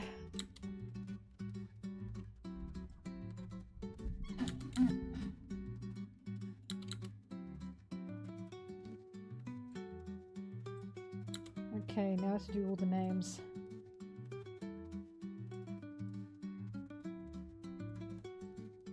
While I don't hate this part, I also don't quite enjoy this part. I really feel like I have to use my brain.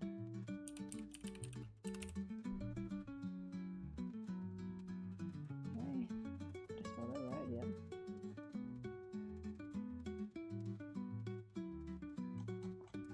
And back we go.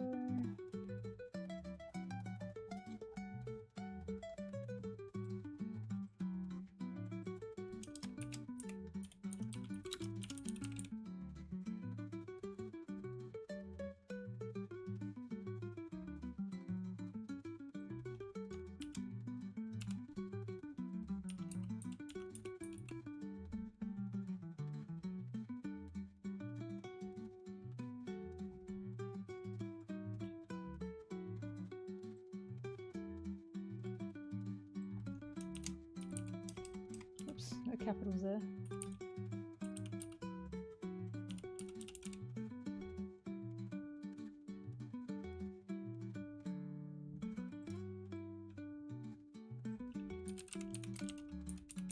Whoops.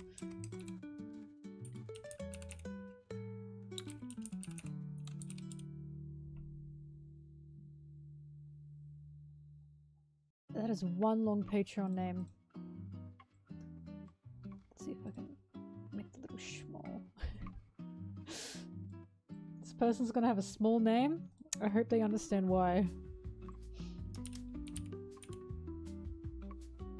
Makes them stand out a little bit more.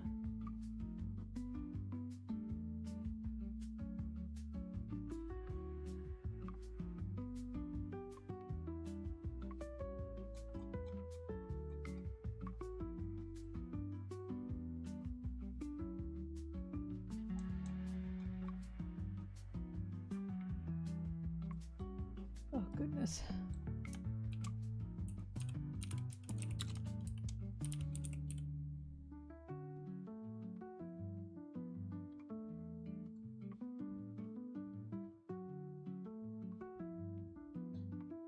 Oh my god, I gotta add 2 whole points.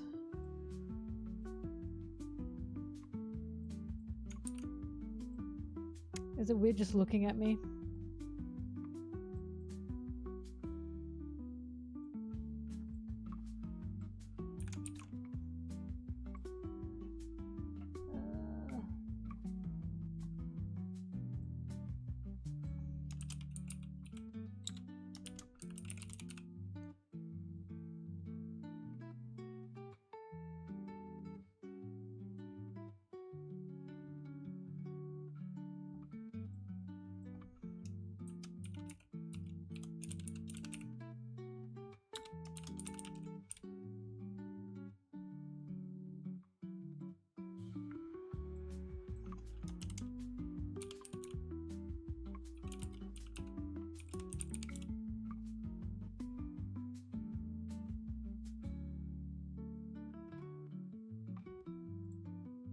God, there are so many new people. Where'd they come from? I'm just impressed because I haven't uploaded any content over this time.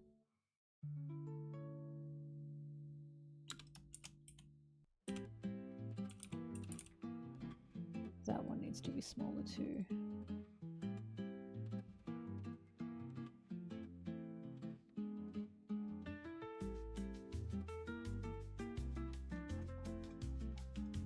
Alright, I think that's everyone.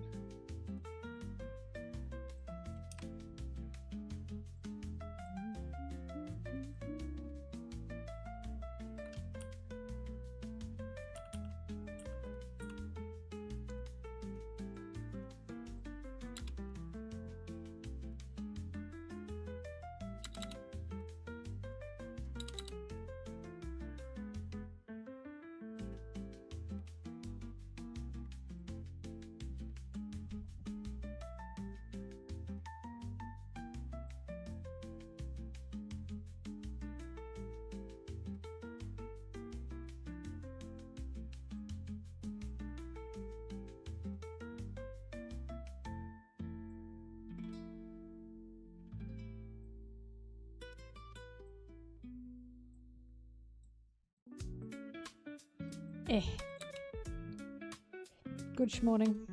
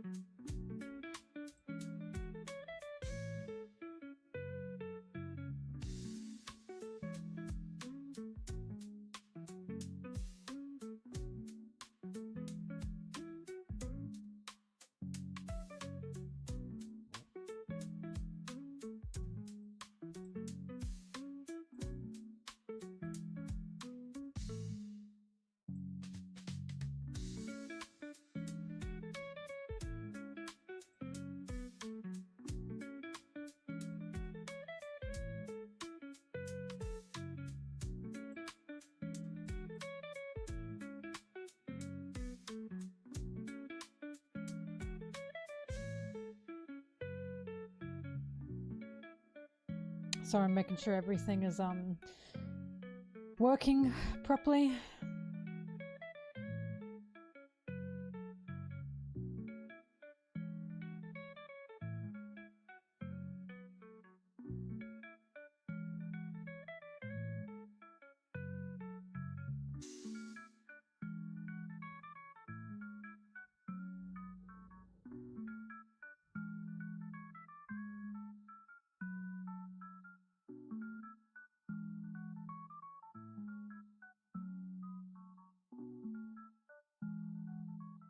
I look insane. I know. I'm just sitting here doing this. It's because I'm making sure it's running well.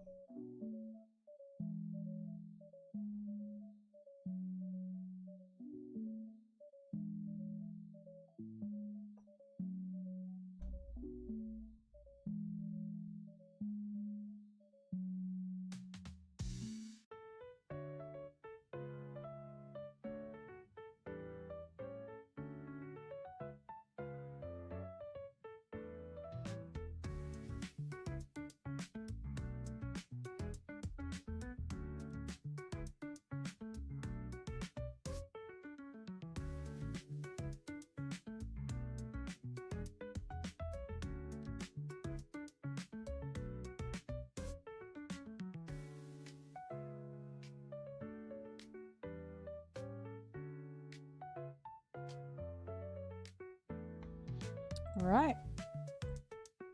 So I don't know the total time yet because I still need to put in the sponsorship segment, but I have a feeling the sponsorship segment is about 1 minute 20 seconds. That tends to be what they are, and I'll be doing that tomorrow by myself, not with you guys. So the total runtime of this video with the ending, the Patreon included, is probably around 59 minutes, give or take. Nearly an hour. Oh, so there you go. It's practically done. I have to do the thumbnail, but I will be doing that on my own. So I've still got some stuff to do, so this is not going to be out tonight or tomorrow. It'll be out when I finish and get my sponsor segment approved, and when I do the thumbnail. Hopefully that should take about 24 hours overall, and I should have this out literally at the dead end of the month, which is what I promised. That's what I promised. So I'm not too fussed about that. I'm too stuffed for Pokemon. I'd like a little rest, so no Pokemon today, but it's done. It's done. Kuma has basically been complete. You guys will be getting it soon. Thank you for waiting. I appreciate it. It's been 4 months since my last video. That's a lot of time. I'm honestly shocked at how people have stuck around. It's incredible. I honestly think I've got a very, very solid community here, and I really do appreciate that. So thank you, for real. Thank you very much. And yeah, I won't be streaming tomorrow probably, unless I want to stream some Pokemon. It depends. Depends how I feel. Otherwise, honestly, I should start writing a new script tomorrow. I've been desperate to write another script. I've missed script writing. So look how messy my hair is. So we'll see. When I finish doing my sponsor segment, I'll either stream Pokemon, write up another script, or do nothing. Because I deserve that. I deserve a bit of nothing. Alright. Let me get my box. Thank you, everyone. I appreciate it. Thank you for sticking around. Thank you for the subs. Thank you for the donations. It's always lovely. You've been satisfied by my Twitter. Thank you. And I'll see you guys when I see you guys. I appreciate it. Okay? Bye-bye, everyone. Bye-bye. Bye-bye, bye-bye, bye-bye, bye-bye, bye-bye, bye-bye.